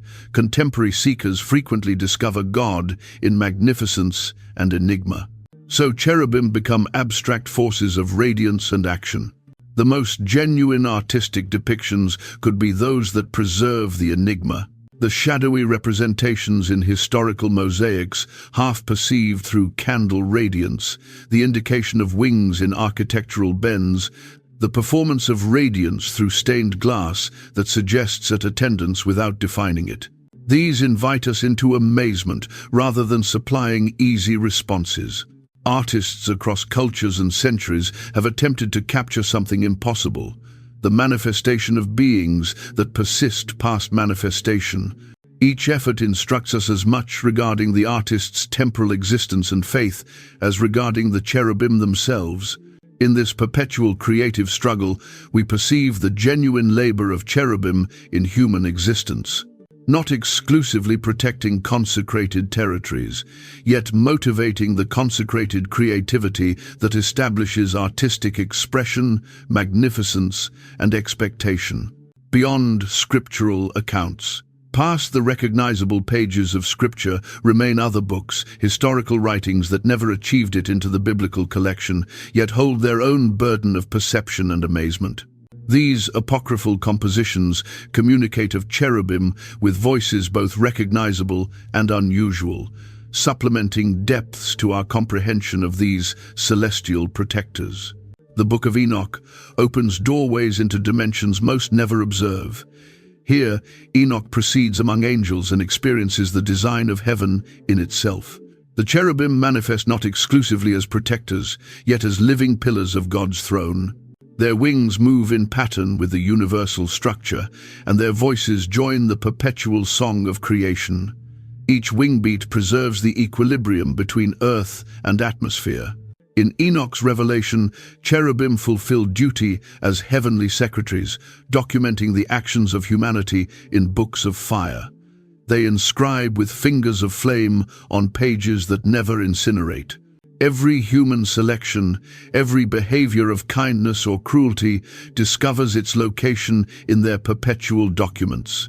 These aren't condemnatory accountants, yet sorrowful observers, grieving over human foolishness while celebrating every perception of human virtue.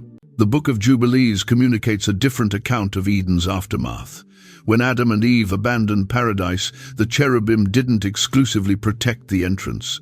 They instructed the banished couple how to continue existing in the harsh realm past. One cherub displayed Adam how to plant and harvest. Another instructed Eve the healing characteristics of herbs. Even in condemnation, divine compassion discovered expression through these powerful beings. This identical writing discloses that cherubim directed Noah during the tremendous flood, manifesting to him in visions to display where the ark should position. Mount Ararat wasn't selected randomly, yet chosen by cherubic perception as the flawless location for fresh commencements. The dove that returned with an olive branch had been directed by cherubim to discover precisely the appropriate representation of expectation. The Testament of Levi opens our eyes to cherubic hierarchies unknown to canonical scripture. 7 classifications of cherubim encircle the heavenly throne, each with separate functions and manifestations. The initial classification burns like white fire, cleansing all they make contact with. The 7th radiates like profound gold, transporting the petitions of the faithful directly to God's ears. Among these extremes, 5 other classifications preserve the universal equilibrium. These writings explain cherubim as instructors of humanity's greatest heroes. Abraham discovered mathematics from a cherub named Raziel, who displayed him how numbers mirrored divine structure. Moses obtained not exclusively the regulation, yet geometric designs from cherubic direction, patterns that would subsequently motivate the tabernacle's consecrated proportions. David's psalms resound melodies initially received in cherubic choirs. The Ascension of Isaiah presents cherubim as guides for souls journeying through celestial dimensions. They don't exclusively protect limits, yet assist faithful spirits navigate the 7 heavens. Each cherub recognizes the passwords and protocols required to move from one celestial degree to the subsequent. They communicate motivation to souls overwhelmed by divine magnificence, extending reassurance in the presence of infinite enigma. Gnostic writings illustrate cherubim in more complex hues. Certain manifest as assistants of the genuine God, others as representatives of the false maker who trapped souls in material bodies. These compositions perceive cherubim captured in universal disagreement, certain loyal to unmixed spirit, others protecting the combined dimension of matter and soul.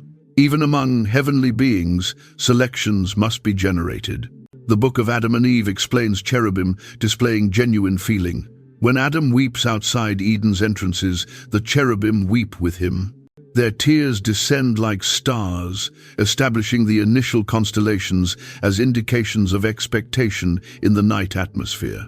These aren't distant, unmoved protectors, yet beings capable of sympathy, distributing in human grief while preserving their heavenly duties.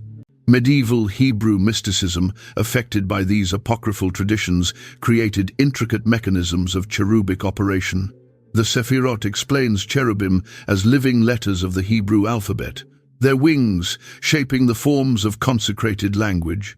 When they travel in their universal movement, they literally compose the designations of God, establishing actuality through divine grammar inscribed in radiance and action. The Apocalypse of Abraham displays cherubim as universal recyclers, accepting the ashes of eliminated worlds and inhaling them into fresh stars. Nothing genuinely perishes in their care. Everything converts, discovers fresh function, transforms into component of continuing creation. They fulfill duty as guarantees that God squanders nothing, that every conclusion permits a fresh commencement. These non-canonical narratives frequently emphasize cherubic reachability. While biblical cherubim appear distant and awesome, apocryphal cherubim participate more directly with human matters. They manifest in visions to common people, not exclusively prophets. They intervene in daily existence, directing travelers, defending children, reassuring the grieving. The divine doesn't remain locked in temples, yet proceeds among us through cherubic ministry. Certain writings explain cherubim discovering from their contact with humanity. Perpetual beings uncover something valuable in human mortality. The urgency that arrives with constrained temporal existence, the poignancy of selections that can't be reversed. They transport human accounts returning to heaven, enriching the divine comprehension with tales of bravery and devotion born from fragility. The Testament of Solomon discloses cherubim as masters of spiritual technology, beings who comprehend how unseen forces influence observable actuality. They instruct humans regarding the force of consecrated geometry, regarding how certain sounds and representations can establish unity between earthly and celestial dimensions. Their awareness bridges the separation between mysticism and practical perception. These apocryphal narratives remind us that the cherubim account reaches far past recognizable scriptures. In writings maintained by various communities across centuries, we discover these beings fulfilling duty as instructors, comforters, guides, and companions. They stay powerful and enigmatic, yet they also draw close, distributing in human occurrence while preserving their association to divine transcendence. Perhaps these alternative voices capture something genuine regarding cherubim that more formal scriptures couldn't convey. Their function as bridges between human and divine occurrence, protectors who defend, not through distance yet through devotion, rendered evident in innumerable behaviors of concealed direction and unexpected favor. Temple revelations. Close your eyes and enter into Solomon's temple. While morning radiance filters through historical windows, gold captures the initial rays, projecting designs across barriers lined with cedar from Lebanon. Here, cherubim are everywhere, not as distant protectors, yet as close companions in humanity's nearest, drawing near to the divine. The interior sanctuary contains two enormous cherubim, each 15 feet tall, shaped from olive timber and concealed in unmixed gold. Their wings extend 20 feet from tip to tip, assembling in the middle beyond the Ark of the Agreement. These aren't ornamental representations, yet architectural components of heaven in itself, establishing a consecrated shelter where God selects to reside among mortals. Remain underneath those wings and experience the burden of their defense. The territory becomes silent in a fashion that proceeds past simple quietness. Here, the high religious leader penetrates once each year, transporting the expectations and confessions of a complete nation.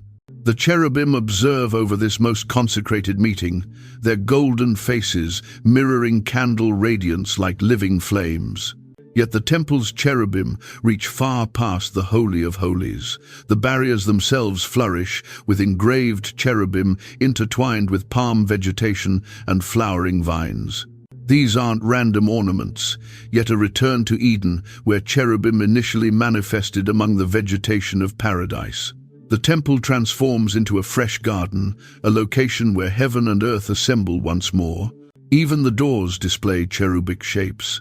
As religious leaders and worshippers penetrate, they move underneath observant wings, reminded that they progress from common territory into consecrated ground.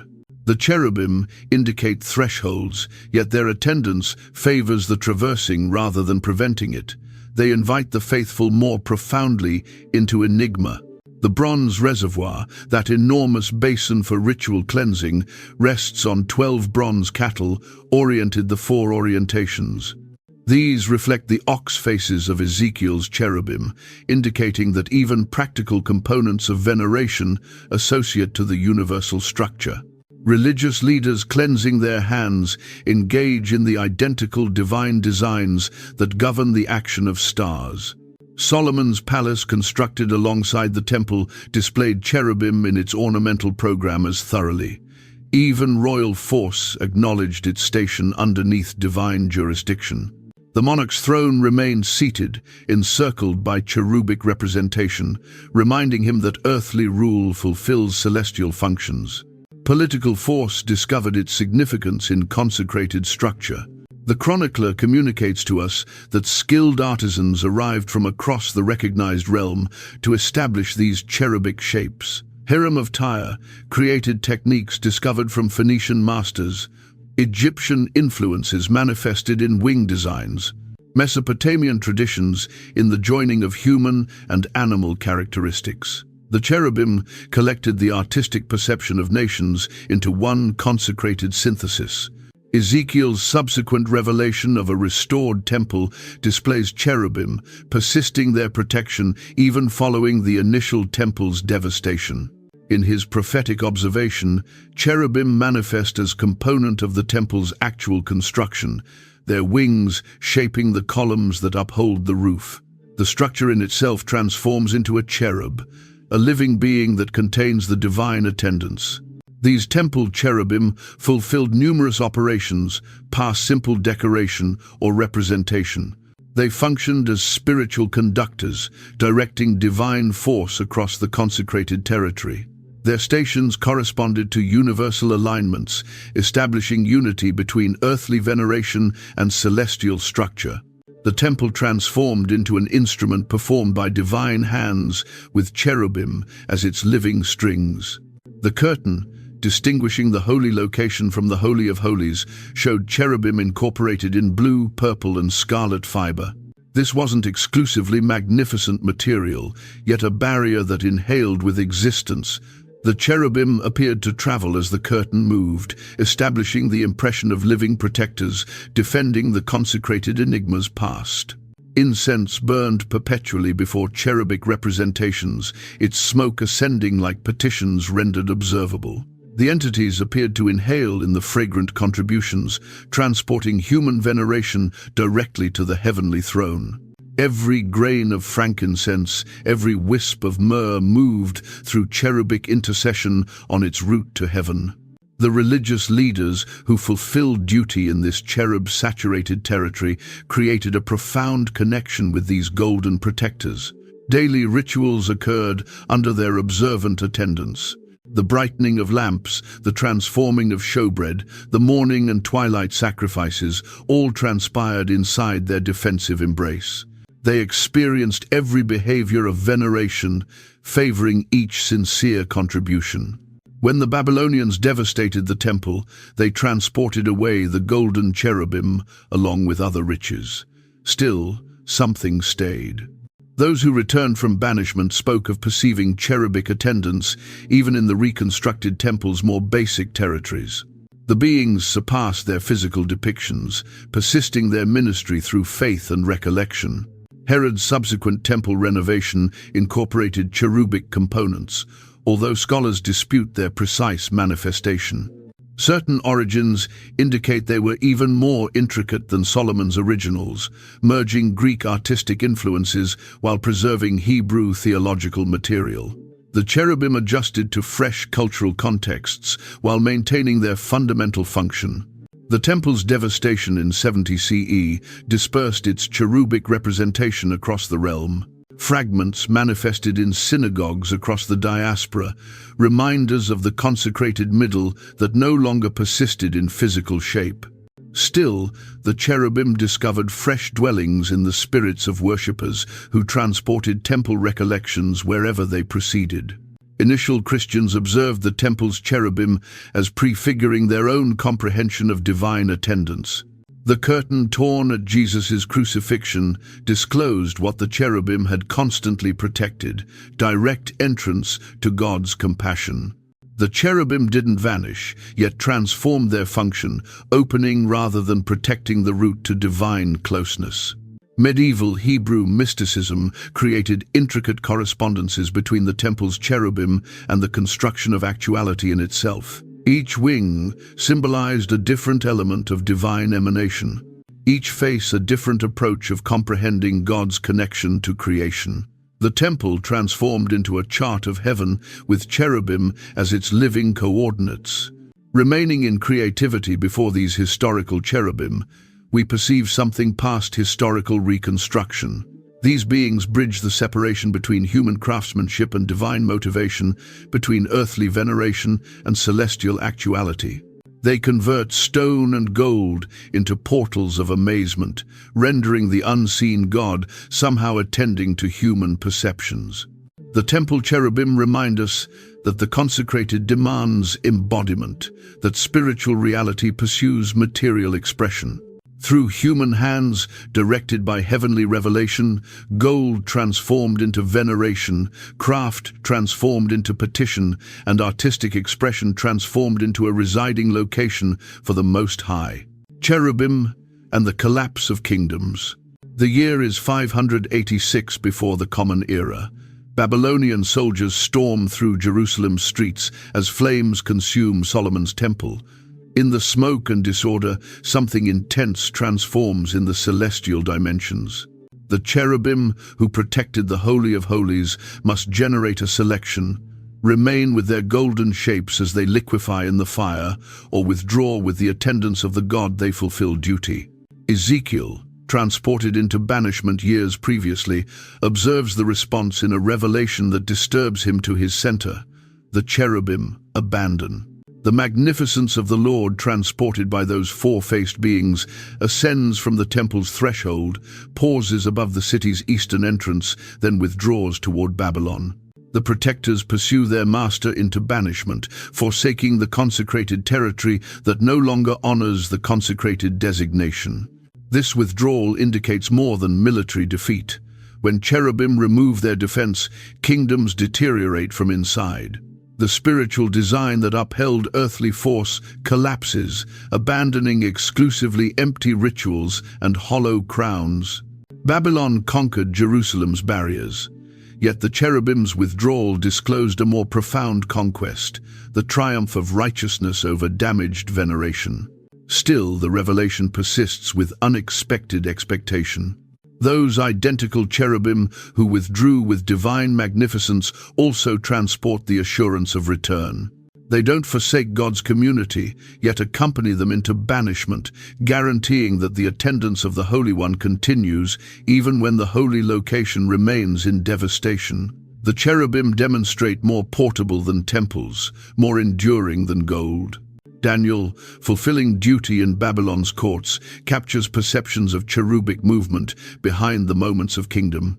When Nebuchadnezzar's arrogance guides to insanity, when Belshazzar's feast concludes in conquest, when kingdoms ascend and descend like waves on the shore, cherubim orchestrate these actions according to divine righteousness.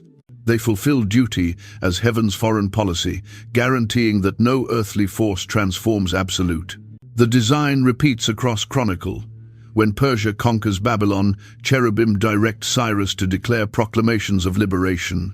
When Greece overwhelms Persia, cherubic influence influences Alexander's surprising tolerance of local religions.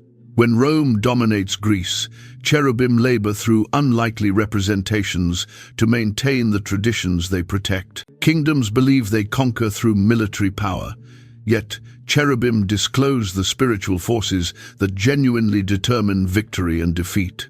The return from banishment creates cherubim returning to Jerusalem, although in more subtle shapes. The reconstructed temple lacks the golden giants of Solomon's sanctuary, yet faithful eyes identify cherubic attendance in the everyday miracles of restoration. Communities reform, traditions revive, expectation returns, all indications of cherubic ministry laboring through human faithfulness.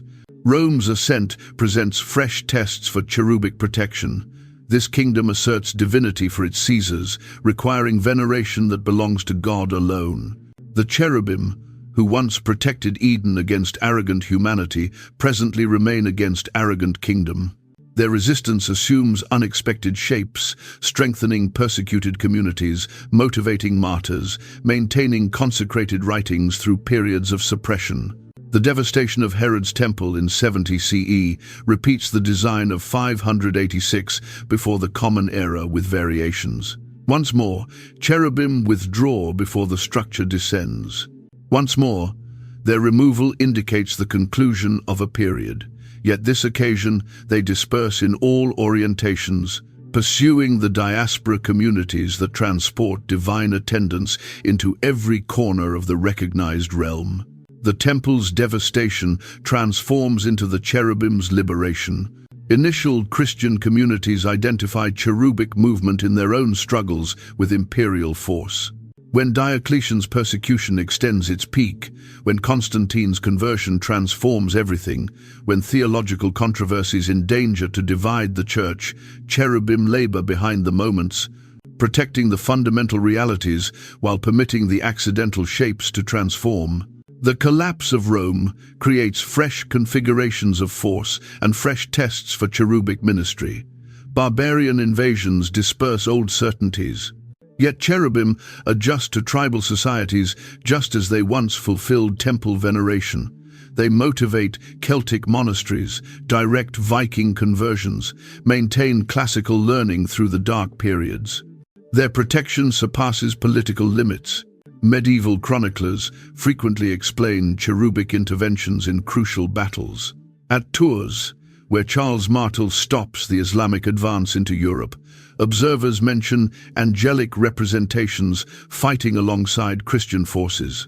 At Hastings, where Norman conquest transforms English chronicle, both positions assert cherubic revelations. The beings who once protected paradise presently protect the cultural limits that influence civilization. The Black Death presents cherubim with perhaps their most tremendous test. How do protectors of existence react to mass mortality? Medieval narratives indicate they concentrate on defending souls rather than bodies, guaranteeing that mortality transforms into doorway rather than destination. Plague doctors mention observing winged representations, reassuring the departing, while survivors communicate of visions where cherubim assure eventual restoration. The Renaissance creates subtle transformations in cherubic movement. As kingdoms transform nation-states, as exploration broadens horizons, as printing disperses ideas, cherubim adjust their protection to fresh actualities. They motivate explorers like Columbus, who asserts angelic direction in his voyages. They defend reformers like Luther, who continues existing dangers that should have eliminated him. They labor through both Catholic and Protestant communities, protecting reality wherever it manifests. The Reformation in itself discloses cherubic flexibility. While human institutions fracture over theological disputes, cherubim persist their fundamental labor across denominational boundaries. They protect papal libraries and Protestant printing presses with identical dedication. Their loyalty belongs to heavenly reality rather than human constructions, to spiritual jurisdiction rather than earthly hierarchy.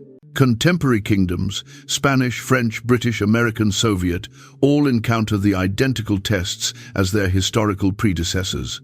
When they fulfill righteousness and compassion, cherubic influence upholds their efforts. When they transform arrogant and oppressive, cherubim remove their defense, hastening the collapse that arrogance renders inevitable. The design established in Babylon persists through every period. The 20th century's tremendous disagreements test cherubic ministry in unprecedented approaches. total warfare, industrial slaughter, systematic genocide. How did protectors of consecration react to mechanized wickedness? Survivors of concentration camps mention angelic attendances, maintaining sanity and expectation in impossible situations. Resistance fighters explain supernatural direction through instances of crucial conclusion. Present-day global civilization encounters tests that surpass individual kingdoms. Climate transformation, nuclear weapons, technological disruption, social fragmentation. The cherubim, who once protected individual nations, presently labor to protect humanity in itself. Their defense adjusts to planetary scale. Their alertness reaches to species continuation. The design stays perpetual through all these historical transformations. Cherubim protect what fulfills divine functions and remove defense from what opposes them. They labor through human institutions when feasible, surrounding them when essential. Their loyalty belongs to the kingdom that outlasts all earthly kingdoms, the kingdom of devotion that conquers through duty rather than force. Every kingdom eventually uncovers what Babylon discovered. That ultimate security arrives not from military power, yet from divine favor, not from conquered territories, yet from protected spirits. The cherubim persist their historical ministry, defending what merits defense, while permitting temporal existence and transformation to sweep away what has fulfilled its function. Initial Christian reinterpretation.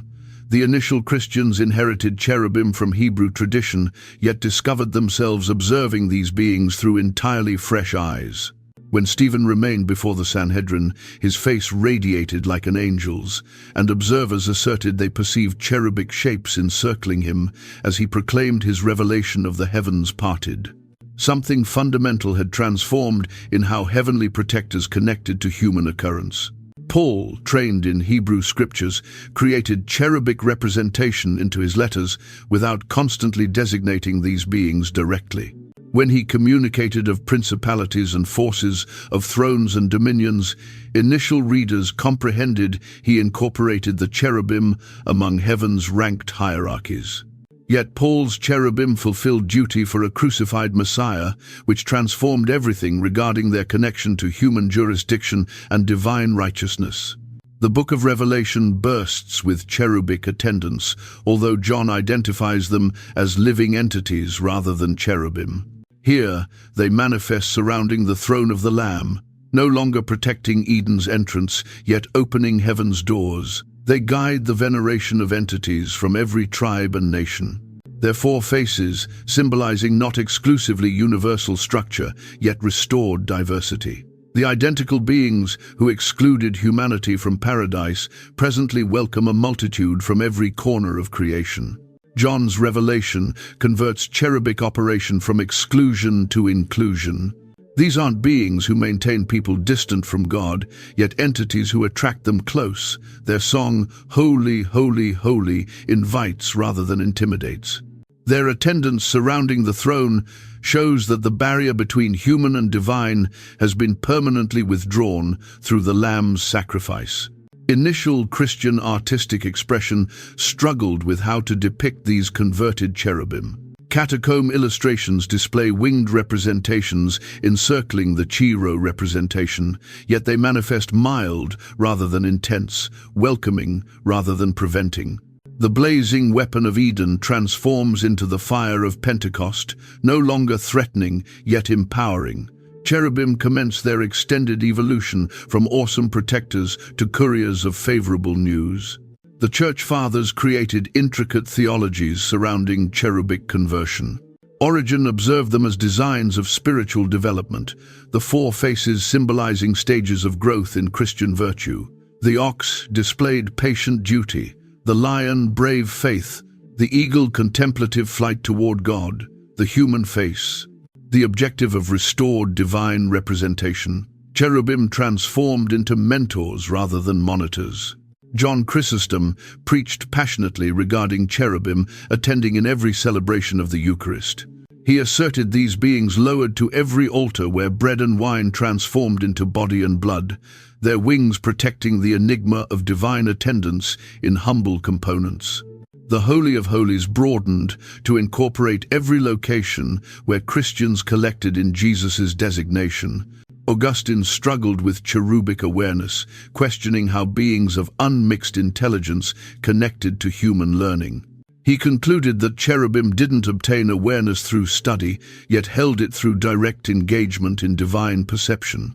Still, they selected to distribute this awareness with humans, transforming into instructors rather than hoarding their comprehension. The cherubim of Eden, who excluded, presently incorporated humanity in divine instruction. The Cappadocian Fathers, Basil, Gregory of Nazianzus, Gregory of Nyssa, created sophisticated pneumatology that incorporated cherubim as representatives of the Holy Spirit's labor. They observed these beings active in every element of Christian occurrence: motivation of Scripture, brightening of comprehension, sanctification of believers. Cherubim transformed into close companions in spiritual growth rather than distant protectors of universal structure. Initial Christian monasticism embraced cherubic representation in unexpected approaches. Desert Fathers mentioned revelations of cherubim during profound petition, yet these weren't horrifying meetings. The beings manifested as mild guides into contemplative occurrence. Their numerous faces symbolizing the different approaches petition could draw near divine enigma. Monastic cells transformed into fresh Holy of Holies, with cherubim as ready companions in solitude. The development of Christian liturgy merged cherubic attendance across veneration. The Sanctus reflected their throne chamber song. Altar patterns indicated their wings. Processional banners displayed their representations. Yet different from temple veneration, where exclusively religious leaders drew near the cherubim, Christian liturgy invited all believers into their attendance. The democratization of entrance converted cherubic ministry from exclusive to inclusive. Martyr narratives frequently incorporated cherubic revelations, yet once more with crucial differences from previous traditions. These beings didn't assure defense from suffering, yet companionship through it. They manifested to Stephen, to Polycarp, to Perpetua and Felicity, not to rescue, yet to reassure, not to stop mortality, yet to assure resurrection. Cherubim transformed into escorts into magnificence rather than protectors against peril. The Arian controversy created cherubic theology into penetrating concentration. If Jesus was genuinely divine, what did that signify for beings who fulfilled duty for him? Orthodox Christians demanded that cherubim venerated the incarnate Son with the identical adoration they extended the Father. Arianism reduced cherubim to simple entities, fulfilling duty for a subordinate deity. The cherubic examination transformed into a measure of Christological orthodoxy. As Christianity dispersed past Hebrew cultural limits, cherubim had to adjust to Gentile creativity. Greek philosophical classifications affected their explanation.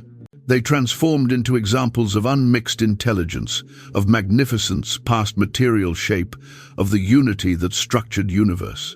Roman administrative concepts influenced their functions.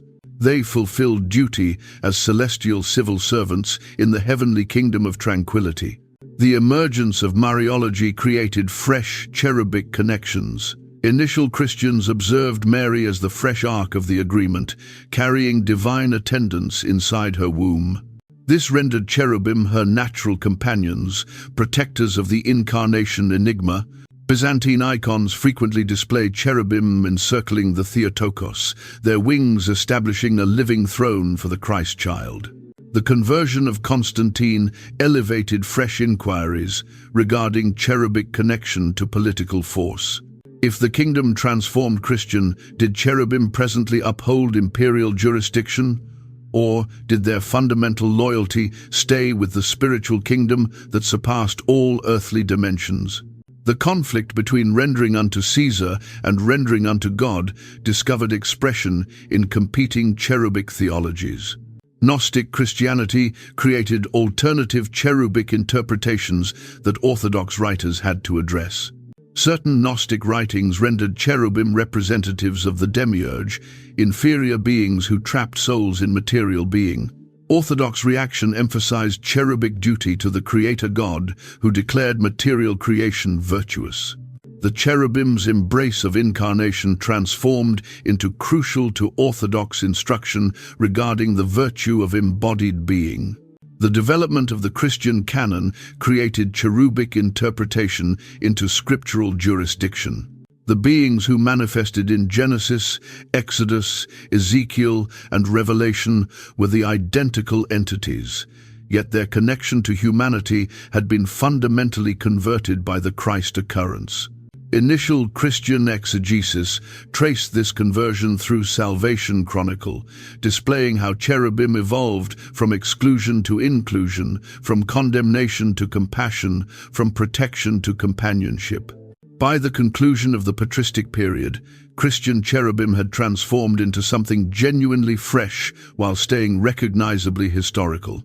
They maintained their magnificent force and universal jurisdiction, yet exercised these in duty of restoration rather than limitation. They preserved their function as protectors, yet presently protected human entrance to God rather than stopping it. The blazing weapon that once prevented paradise had transformed into the fire of devotion that welcomed all creation dwelling.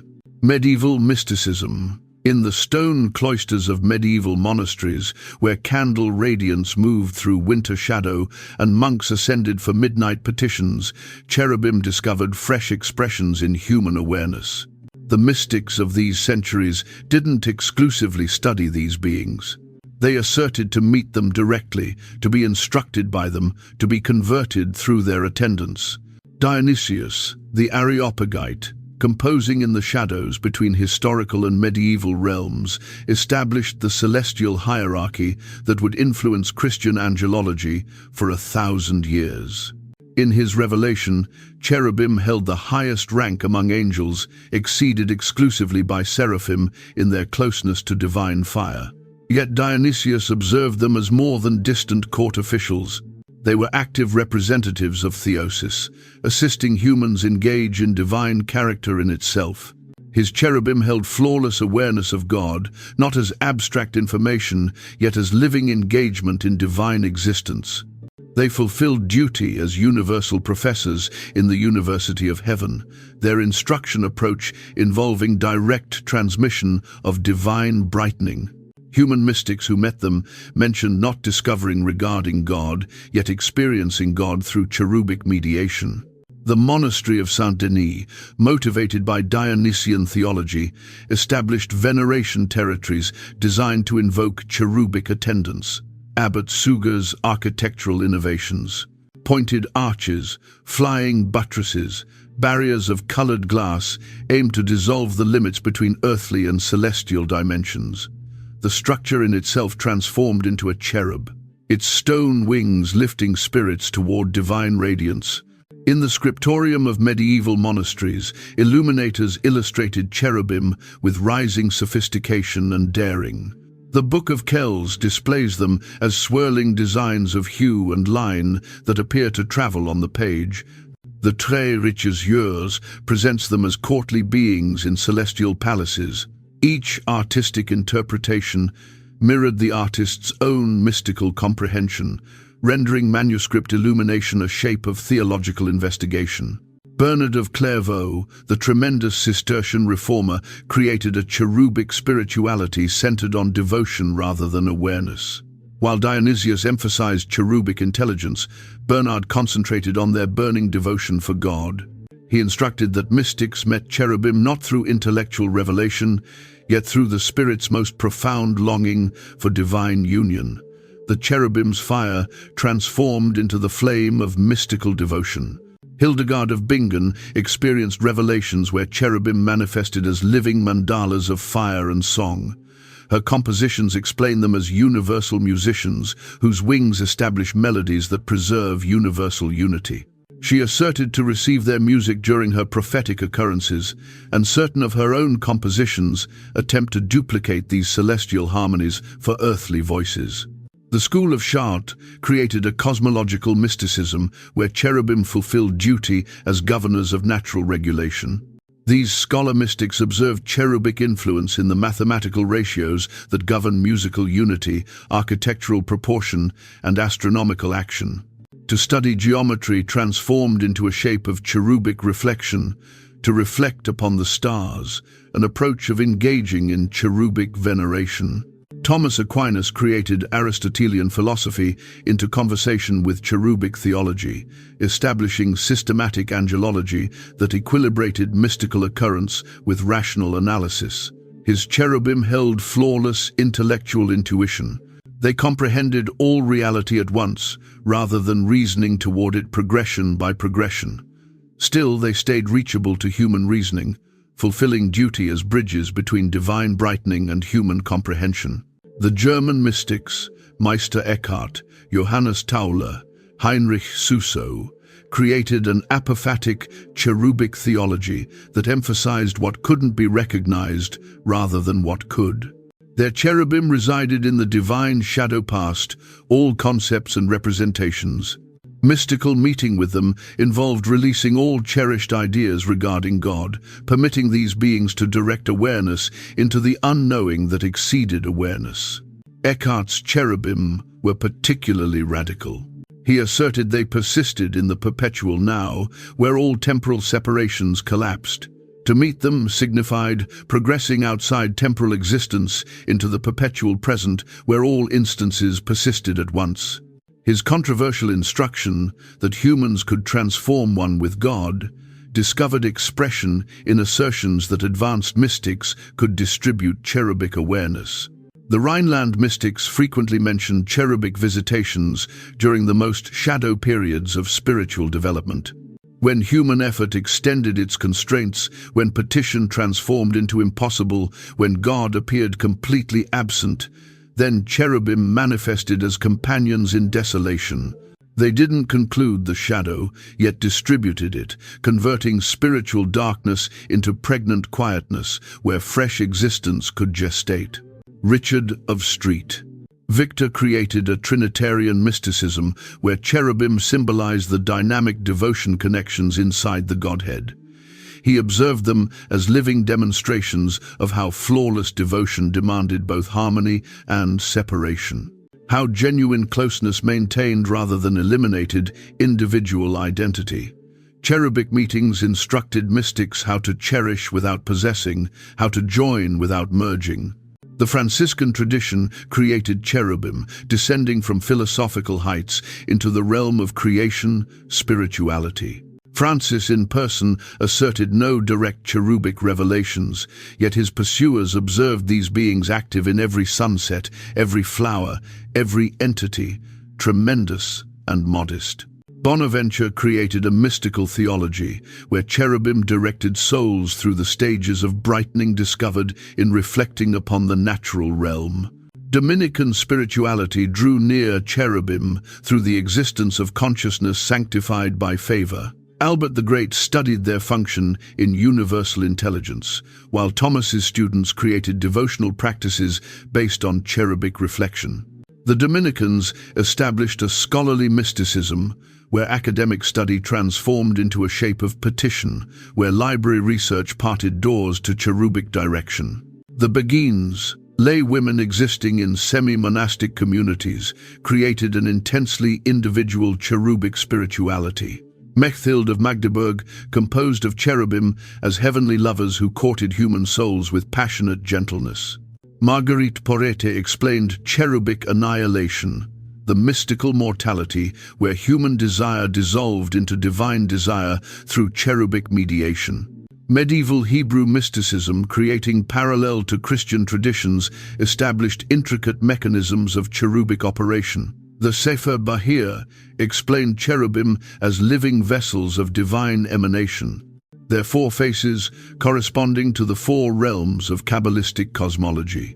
The Zohar presented them as protectors of the divine designation, their wings shaping the letters of consecrated language.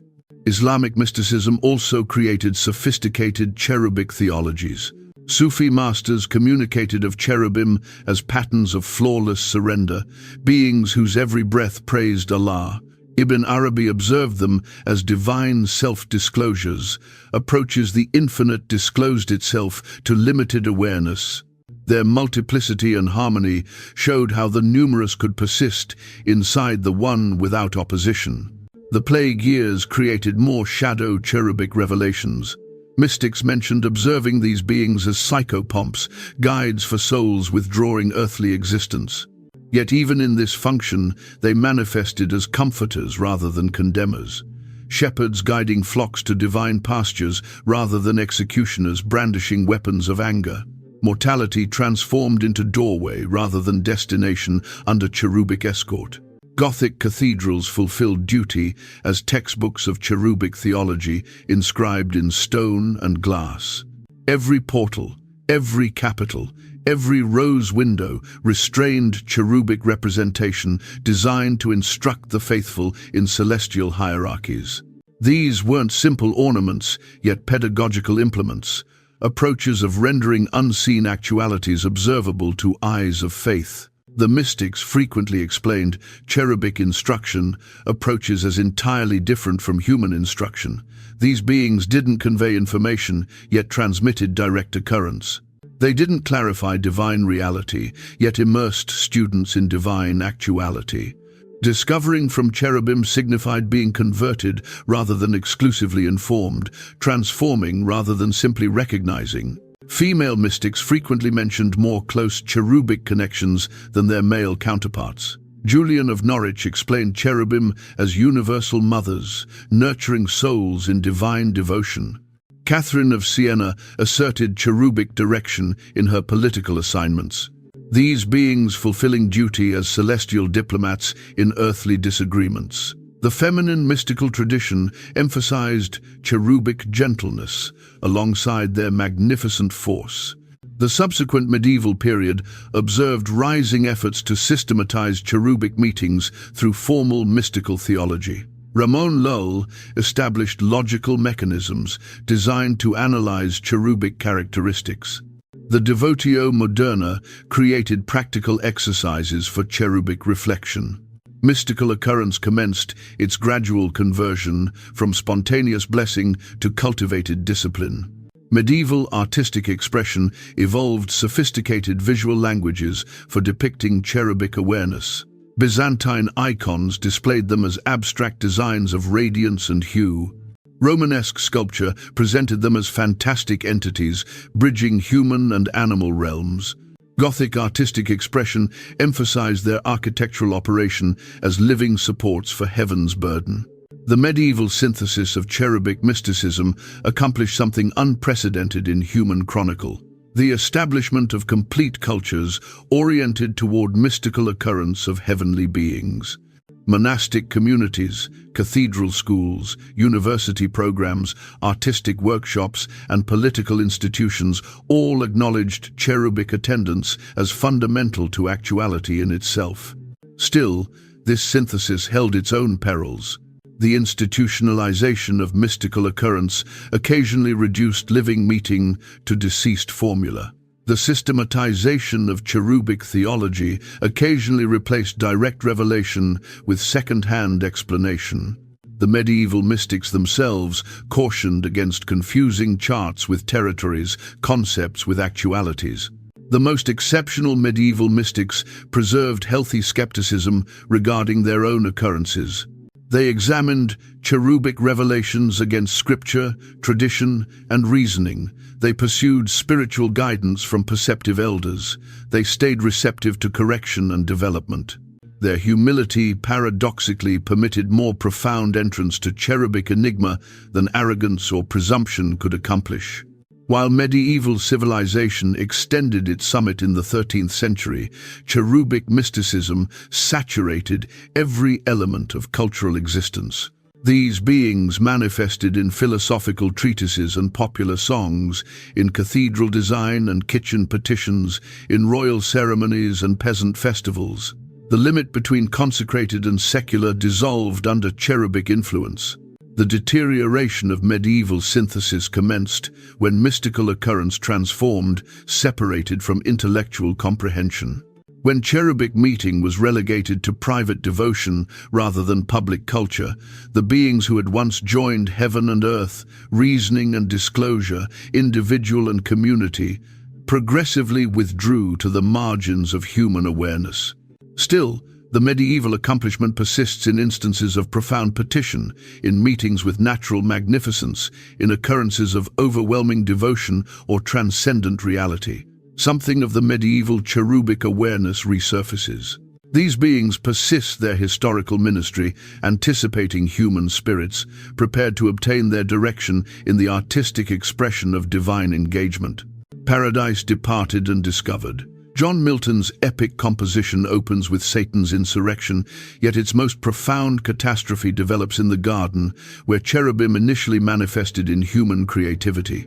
Here in Paradise Lost, these historical protectors encounter their most tremendous examination, observing over entities fashioned in God's representation who hold the fearsome liberation to select their own elimination. Milton's cherubim aren't simply biblical quotations created to poetic existence. They inhale with psychological complexity, torn between their loyalty to heavenly instructions and their increasing affection for the humans they're assigned to defend. When Adam and Eve proceed in Eden's cool twilight atmosphere, cherubim proceed with them, unseen companions in Paradise's daily patterns. The poet presents these beings as observers to innocence, witnesses of human devotion before it recognized disgrace or possessiveness. They observe Adam designate the animals, each language establishing fresh actuality through divine delegation. They witness Eve's initial perception of her reflection in Paradise's streams, magnificence uncovering itself through amazement rather than vanity. These instances of unmixed delight transform into treasured recollections for beings who exist in timelessness. Yet cherubim also perceive the drawing near catastrophe that human liberation renders feasible. They recognize of Satan's infiltration, his poisonous communications, his masterful manipulation of longing and arrogance. Still, they cannot intervene without violating the actual liberation that renders humans capable of devotion. Their defense must respect human selection, even when that selection guides to disaster. Milton's genius manifests in his depiction of cherubic grief. When Eve extends for the prohibited fruit, when Adam selects solidarity with his beloved over compliance to his maker, the cherubim occurrence something resembling heartbreak. They've contributed their devotion in entities who select elimination, their expectation in beings who favor illusion to reality. The expulsion moment discloses cherubic compassion inside condemnation. The blazing weapon they brandish burns with grief as much as anger. They escort rather than force the human pair from paradise. Their attendants, guaranteeing that even in banishment, divine devotion stays reachable. The weapon that excludes also defends, stopping Adam and Eve from consuming from the tree of life while continuing damaged by their insurrection. Other poets discovered different realities in cherubic representation. Dante's Divine Comedy displays cherubim as living flames in Paradise's highest spheres, beings whose devotion burns so purely they transform indistinguishable from the radiance in itself. His cherubim don't protect limits yet direct pilgrims through the stages of spiritual ascent, their fire converting rather than eliminating human spirits. William Blake reimagined cherubim as representations of creativity in itself, divine creativity active in human awareness. His songs of innocence and occurrence present them as defenders of childhood amazement, beings who maintain the capacity for revelation in a realm growing progressively mechanical and cold. Blake's cherubim manifest wherever humans establish artistic expression, communicate accounts, or vision of superior realms. The Romantic poets discovered cherubim in nature's sublime instances. Wordsworth perceived them in mountain mists and sunset masses. Coleridge received their voices in wind harps and ocean waves. These weren't supernatural beings, yet natural phenomena disclosing supernatural reality, creation's own testimony to the attendance that saturates and surpasses all limited shapes. American transcendentalists like Emerson and Thoreau uncovered cherubic attendants in wilderness solitude. Their cherubim weren't court officials in heaven's bureaucracy, yet liberated spirits inhabiting forests and prairies, beings who instructed humans how to exist in unity with natural regulation. Walden Pond transformed into a fresh Eden, where cherubim continued proceeding with those who possessed eyes to observe. Victorian poetry struggled with cherubim in a period of scientific materialism. Tennyson's In Memoriam struggles with angelic attendants in a universe governed by natural selection. Browning discovered them in human devotion's capacity to surpass mortality. Hopkins uncovered them in the natural realm's intricate magnificence, charged with the grandeur of God and defended by beings of fire. The 20th century created more shadow cherubic revelations. Yeats observed them as representations of a civilization's spiritual exhaustion. The center cannot maintain. When cherubic attendance removes from human culture, Eliot's Wasteland presents a realm forsaken by its protectors, where humans drift in spiritual desert, while cherubim anticipate spirits prepared to obtain their ministry. World War I tested poetic creativity to discover cherubic attendants in mechanized slaughter. Wilfred Owen's poetry indicates that cherubim weep over battlefields, their tears descending as poison gas and artillery shells. Siegfried Sassoon perceived them in instances of unexpected gentleness between enemies, brief eruptions of humanity amid inhuman elimination. Modernist poets like T.S. Eliot and W.H. Auden rediscovered cherubim as representations of transcendence penetrating into common existence.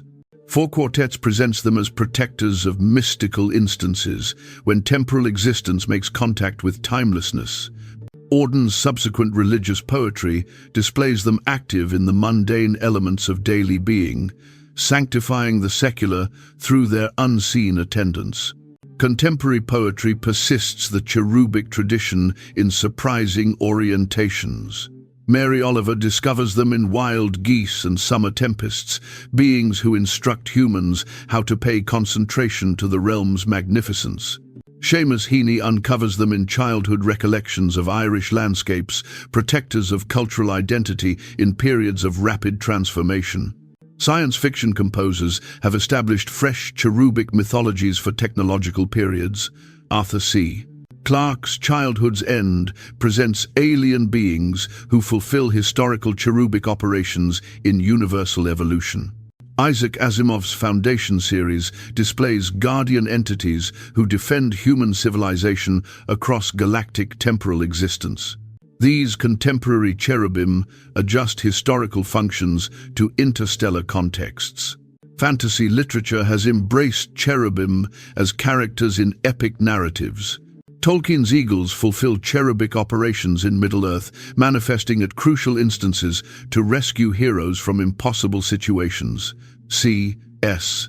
Lewis positions cherubim-like beings across Narnia, protectors who manifest as common animals to those who lack eyes of faith.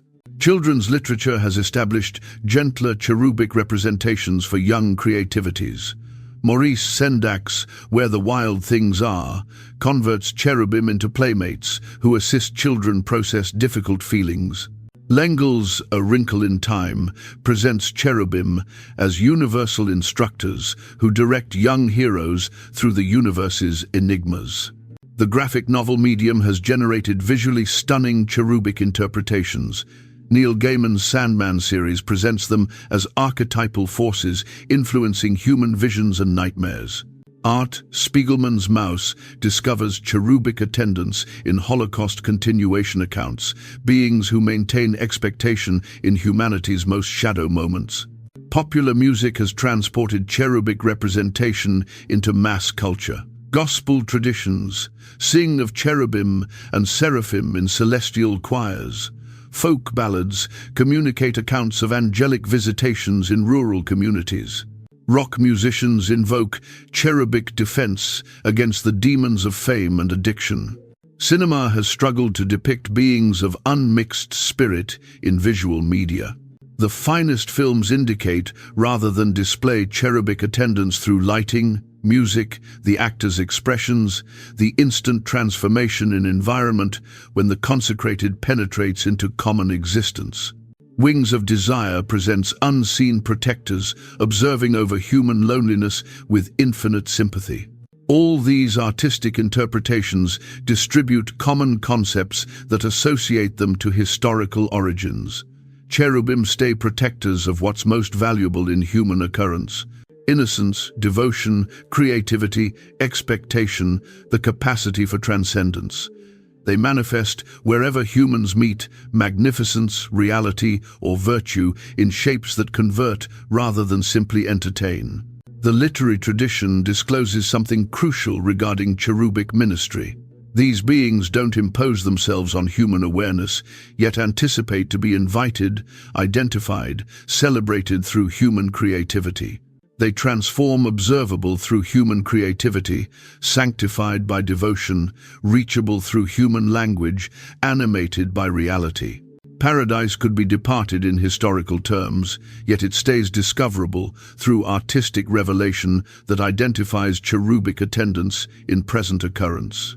Every genuine composition, every authentic account, every truthful song transforms into a modest recovery of Eden, where cherubim continue proceeding with humans in the cool of day, continue protecting the trees of existence that grow in every spirit prepared to obtain their defense.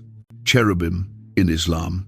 In the pre-dawn moments of Islamic petition, when faithful voices ascend in harmonious recitation across the realm, cherubim join their voices to the universal symphony that commenced before temporal existence in itself. Islamic tradition recognizes these beings as cherubiyun, transporters of the heavenly throne, protectors of consecrated enigmas that surpass the limits between Abrahamic faiths. The Quran communicates of beings who carry Allah's throne, explained as possessing wings. Certain narratives indicate 4, others 8, continuing others innumerable numbers that cover the heavens. These throne carriers distribute fundamental characteristics with biblical cherubim, while expressing distinct elements of Islamic comprehension regarding divine sovereignty and universal structure. Islamic angelology presents an abundant hierarchy, where cherubim hold exalted stations as protectors of divine attendance. Different from the biblical narrative where they exclude humanity from paradise, Islamic cherubim fulfill duty as intercessors who transport human petitions to Allah's throne. They convert exclusion into inclusion, barriers into bridges, distinction into association. The Prophet Muhammad's night journey, the Isra and Mi'raj, incorporated direct contact with cherubic beings during his ascent through 7 heavens. Traditional narratives explain these meetings with respectful restraint, emphasizing the overwhelming magnificence and force of beings whose actual being testifies to Allah's creative magnificence. The Prophet's occurrence supplies the pattern for Islamic mystical meeting with these celestial protectors. Sufi tradition has created intricate instructions regarding cherubic awareness and its connection to human spiritual development. The tremendous master Ibn Arabi explained cherubim as flawless mirrors, mirroring divine designations and qualities without distortion. They show total surrender, fana, where individual desire dissolves into divine desire without losing fundamental identity. The 4 faces of cherubim obtain distinctive interpretation in Islamic contemplation. The human face symbolizes the flawless human being, al-insan al-kamil, who fulfills duty as Khalifa or divine delegate on earth. The lion represents divine power and bravery required to encounter spiritual tests. The ox personifies patient duty and sacrifice in Allah's route. The eagle ascends toward divine transcendence while staying associated to earthly responsibility. Islamic artistic expression has established sublime expressions of cherubic attendance without depicting these beings directly. Geometric designs in mosque decoration mirror the mathematical exactness of cherubic structure. Calligraphy converts Quranic verses regarding angels into visual petitions that invoke their defensive attendance. The absence of figurative depiction paradoxically renders their spiritual attendance more, rather than less tangible. The tradition of dhikr, remembrance of Allah, frequently incorporates cherubic invocation. Sufi classifications have created particular practices where practitioners correspond their awareness with cherubic awareness, joining the perpetual praise that pours from throne carriers to Allah's essence.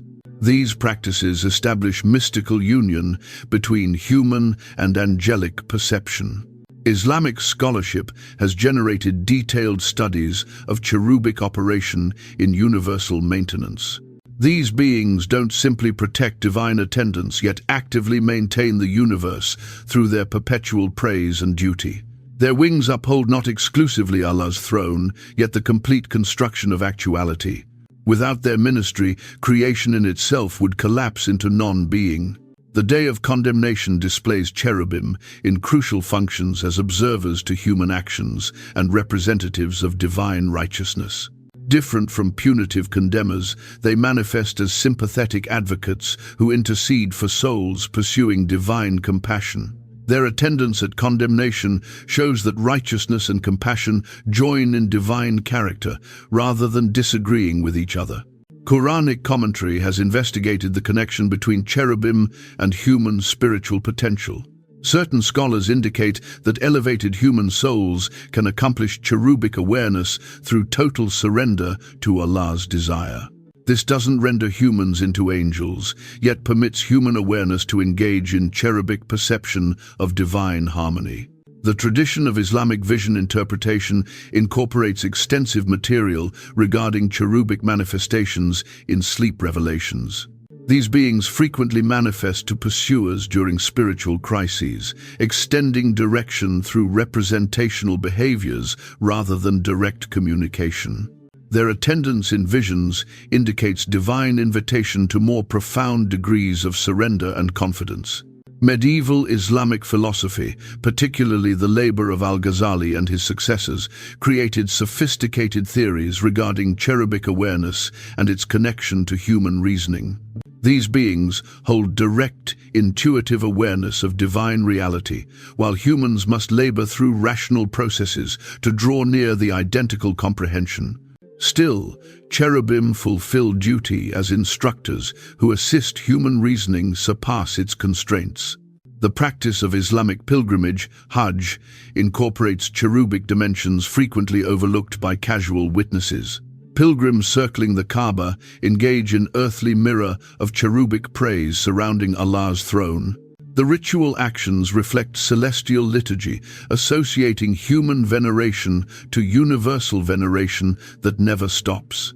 Islamic mystical poetry, particularly in Persian and Arabic traditions, repeatedly invokes cherubic representation to explain conditions of spiritual intoxication and union with the divine. Rumi's verses communicate of cherubim as universal dancers, whose actions establish the patterns that govern planetary action and human heartbeats equally. The concept of barakah, divine favor, frequently pours through cherubic mediation in Islamic comprehension. These beings transport divine favor from its origin to human recipients, fulfilling duty as celestial postal workers in the economy of spiritual gift-giving. Their attendance sanctifies territory and temporal existence, rendering the common capable of carrying extraordinary significance. Islamic theological disputes regarding free desire and predestination frequently reference cherubic being as patterns of flawless liberation accomplished through total submission. These beings aren't coerced into compliance, yet select surrender so entirely that their desire transforms identical with divine desire. They show that genuine liberation arrives through correspondence with ultimate actuality rather than opposition to it. The tradition of Islamic design merges cherubic principles in the pattern of consecrated territories. Domes symbolize the universal egg defended by cherubic wings. Minarets extend towards celestial dimensions where these beings reside. Mihrab niches orient worshippers toward the divine attendance that cherubim perpetually fulfill duty. Contemporary Islamic spirituality persists to discover relevance in cherubic instructions for contemporary tests.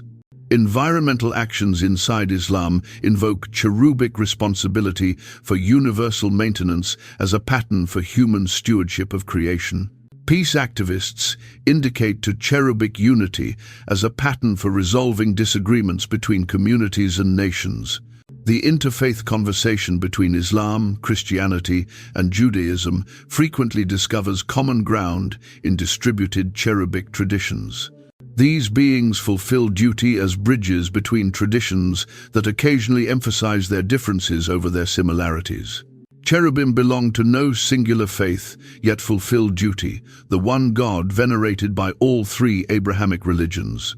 Islamic feminist theology has investigated the importance of cherubic beings who surpass gender classifications while personifying both defensive and nurturing qualities traditionally connected with feminine and masculine principles. These beings pattern spiritual wholeness that integrates all elements of divine character without reducing them to human gender constructions. The global Muslim community's daily petitions, fulfilled 5 occasions across all temporal zones, establishes a perpetual wave of veneration that circles the earth perpetually. Islamic tradition instructs that cherubim join this continuous petition, their voices combining with human voices to establish a symphony of praise that never stops, never wavers, never becomes exhausted of celebrating the divine enigma that establishes, maintains, and eventually restores all being. This Islamic comprehension of cherubim emphasizes their reachability rather than their distance, their duty rather than their force, their invitation rather than their exclusion. They stay magnificent beings worthy of intense respect. Yet they employ their magnificent character to fulfill duty rather than to intimidate, to incorporate rather than to exclude, to bridge the separation between human aspiration and divine actuality. Contemporary reflections. Proceed through any present-day city and you'll discover cherubim concealing in unexpected locations. They manifest as winged victory statues on government structures, guardian angels in cemetery sculptures, abstract shapes in contemporary artistic installations. The historical protectors have adjusted to urban landscapes while preserving their fundamental operation as bridges between human and divine occurrence. Popular culture has converted cherubim into guardian angels, benevolent beings who defend individuals rather than universal limits. This transformation mirrors contemporary emphasis on individual spirituality over institutional religion, individual connection with the divine rather than communal veneration. Television programs like Touched by an Angel present cherubim-like beings as friendly assistants rather than magnificent protectors of consecration. New Age spirituality has embraced cherubic representation while adjusting it to present-day spiritual pursuing. Angel cards and crystal healing frequently invoke cherubic defense for contemplation and individual development. These practices could lack theological sophistication, yet they show continuing human requirement for association with benevolent forces past common actuality. The self-assistance action has established secular versions of cherubic ministry. Life coaches and motivational communicators frequently explain interior direction that sounds remarkably like traditional narratives of angelic motivation. Corporate leadership training instructs executives to confidence intuition in approaches that reflect mystical traditions of cherubic direction. Science fiction has provided cherubim fresh shapes suitable for technological periods. Arthur C. Clarke's Childhood's End presents alien beings who fulfill cherubic operations in human evolution toward universal awareness. These contemporary cherubim employ advanced technology rather than supernatural force, yet they preserve the fundamental function of directing humanity toward transcendent fate. Video games and fantasy literature have established interactive cherubic occurrences. Players can summon angelic allies, obtain cherubic direction, or even perform as cherubim, defending virtual realms. These digital environments permit contemporary audiences to occurrence cherubic ministry in participatory approaches that passive reading or viewing cannot supply. Therapeutic practices progressively identify something resembling cherubic attendance in healing connections. Jungian psychology communicates of archetypal protectors that appear during psychological integration. Trauma therapy acknowledges defensive representations that manifest in survivor narratives. While secularized, these approaches reflect historical comprehension of cherubic healing ministry. Environmental actions have uncovered cherubic concepts in their advocacy for planetary defense. Earth transforms into the fresh Eden, demanding protection against human destructiveness. Activists communicate of responsibility to defend creation in language that reflects cherubic ministry. Although they could not identify the theological roots of their calling, the conspiracy theory community has established shadow cherubic mythologies where these beings fulfill duty for secret global forces rather than divine functions. These distorted versions disclose both continuing human fascination with supernatural jurisdiction and profound suspicion of concealed restraint. Even in paranoid shape, cherubic representation persists to influence present-day creativity. Artificial intelligence research inadvertently investigates cherubic characteristics in efforts to establish benevolent superintelligence. AI safety researchers concern regarding establishing mechanisms with cherubic force, yet without cherubic perception or virtue. Their concerns reflect historical inquiries regarding how powerful beings can fulfill duty rather than dominate, defend rather than restrain. Social media has established fresh shapes of cherubic community. Online petition circles invoke angelic defense for strangers across the globe. Grief support collectives distribute accounts of cherubic reassurance during deprivation and catastrophe. Digital platforms permit cherubic ministry through human networks associated by distributed sympathy and matter. Mental health advocacy progressively identifies spiritual dimensions of psychological well-being. Therapists, trained in religious counseling, acknowledge cherubic attendance in client occurrences without imposing particular theological interpretations. This integration of psychological and spiritual attention reflects traditional comprehension of cherubim as healers of the whole person. Musicians across genres persist to invoke cherubic representation in songs regarding defense, direction, and transcendence. Hip-hop artists rap regarding guardian angels observing over perilous neighborhoods. Country singers communicate accounts of cherubic intervention in periods of crisis. Electronic composers establish ambient soundscapes that evoke cherubic attendance through unmixed sound. The tattoo industry has rendered cherubic representation reachable to popular culture in permanent shape. Memorial tattoos frequently display cherubic wings or faces to honor deceased cherished ones. Defense tattoos invoke cherubic protection for perilous occupations or existence transitions. These contemporary markings fulfill operations comparable to historical amulets and consecrated jewelry. Documentary film creating has investigated cherubic attendance in present-day spiritual communities. Films regarding near-mortality occurrences frequently display narratives of cherubic meetings during clinical mortality.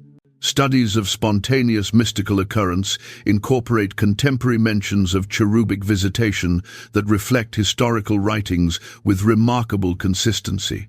Medical professionals progressively acknowledge spiritual dimensions of healing that sound resembling cherubic ministry. Nurses mention perceiving unseen attendances during critical patient attention. Surgeons explain instances of remarkable ability that experience like divine direction.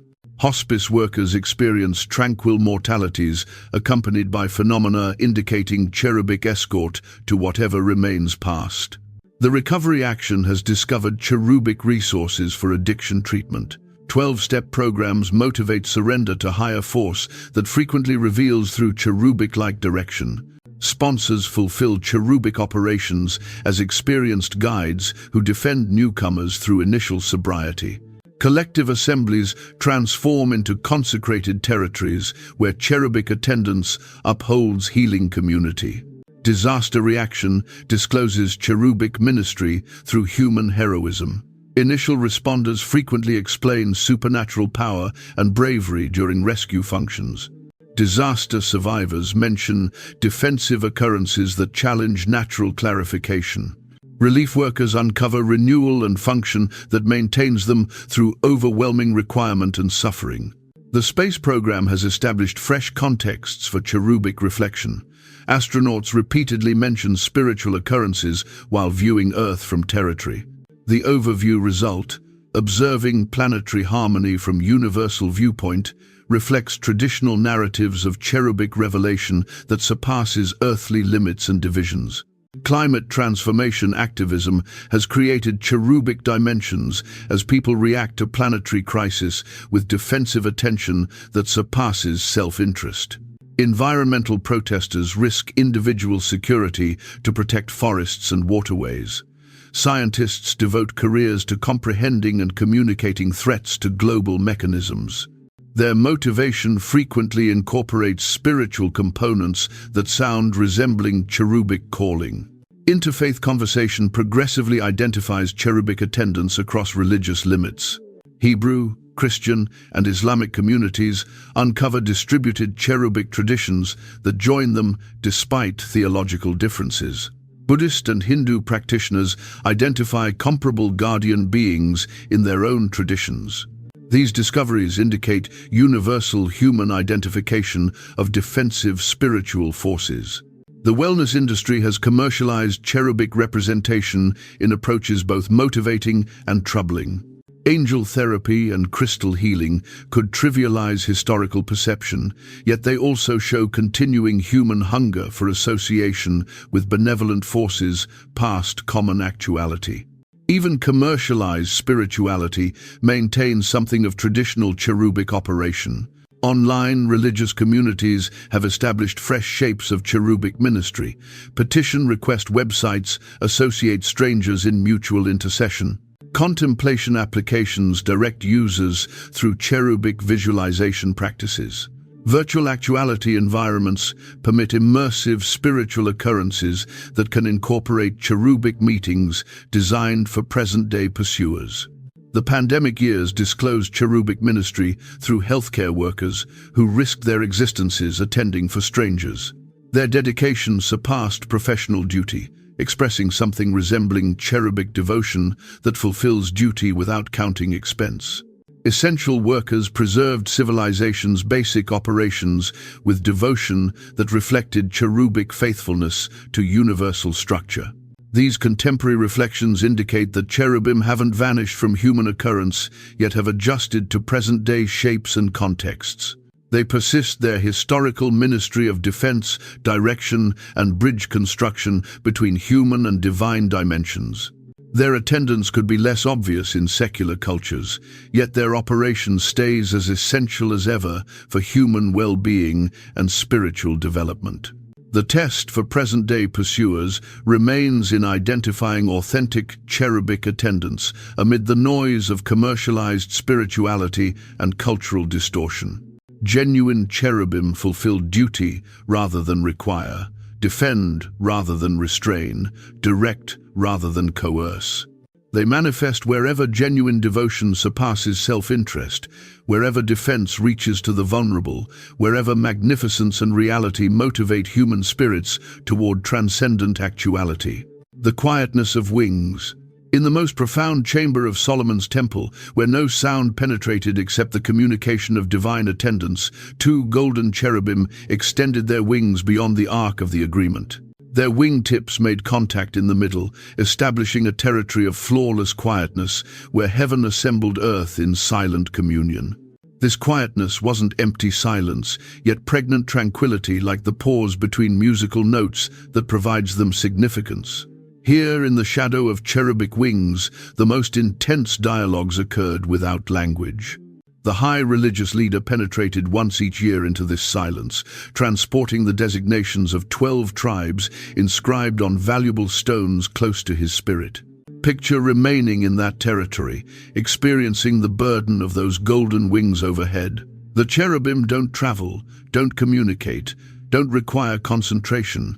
Their ministry occurs through unmixed attendance, through the quality of being that converts common territory into consecrated ground. They instruct the most profound spiritual instruction, that the most forceful behavior occasionally resembles flawless quietness. The ark, underneath their wings, restrained broken stone tablets alongside flawless ones, manna that nourished wandering generations, Aaron's rod that sprouted with fresh existence.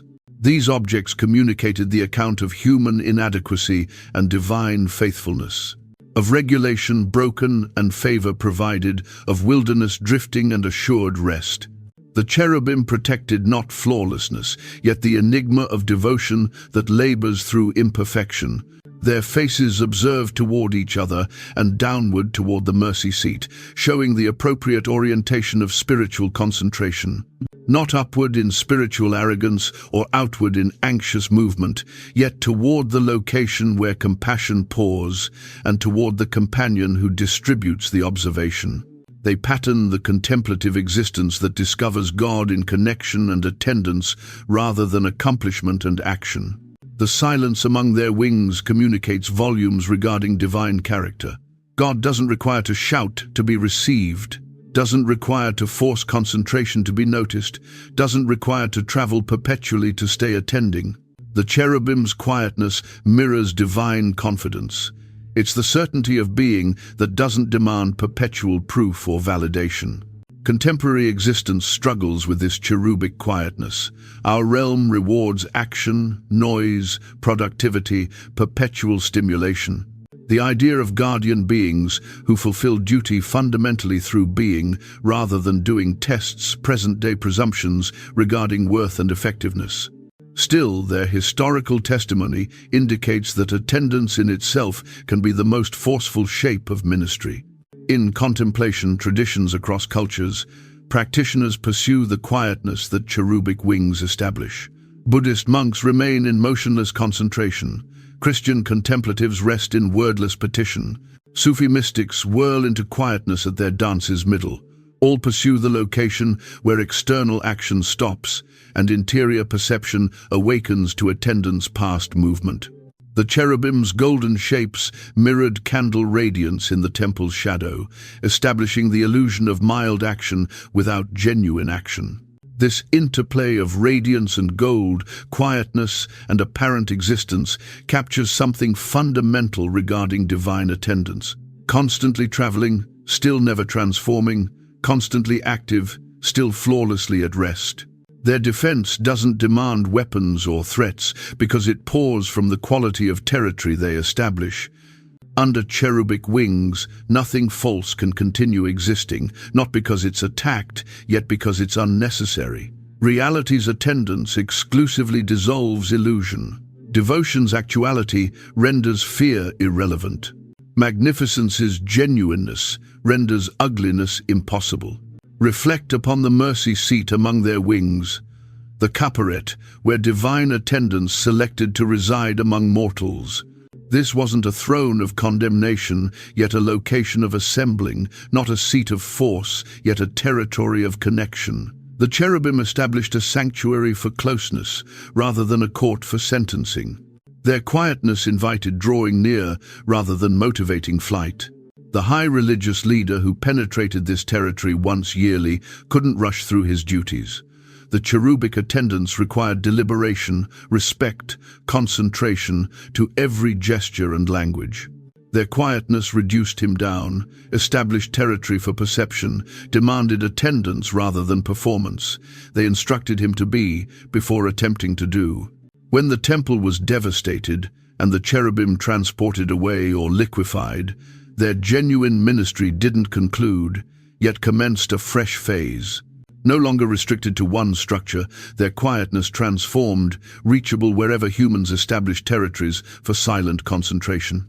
Every petition closet, every contemplation cushion, every instant of genuine attendance transforms into a location where cherubic wings extend over pursuing spirits. The interior existence demands this cherubic quietness for healthy development.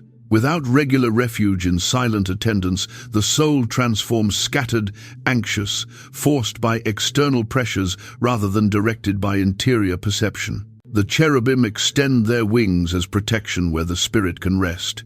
Remember its most profound identity, reconnect with its perpetual origin. Their four faces, human, lion, ox, eagle, stay flawlessly motionless, still somehow alive with expression. This paradox indicates that genuine vitality doesn't demand perpetual action, yet pours from profundity of being. The most alive people frequently manifest calmest.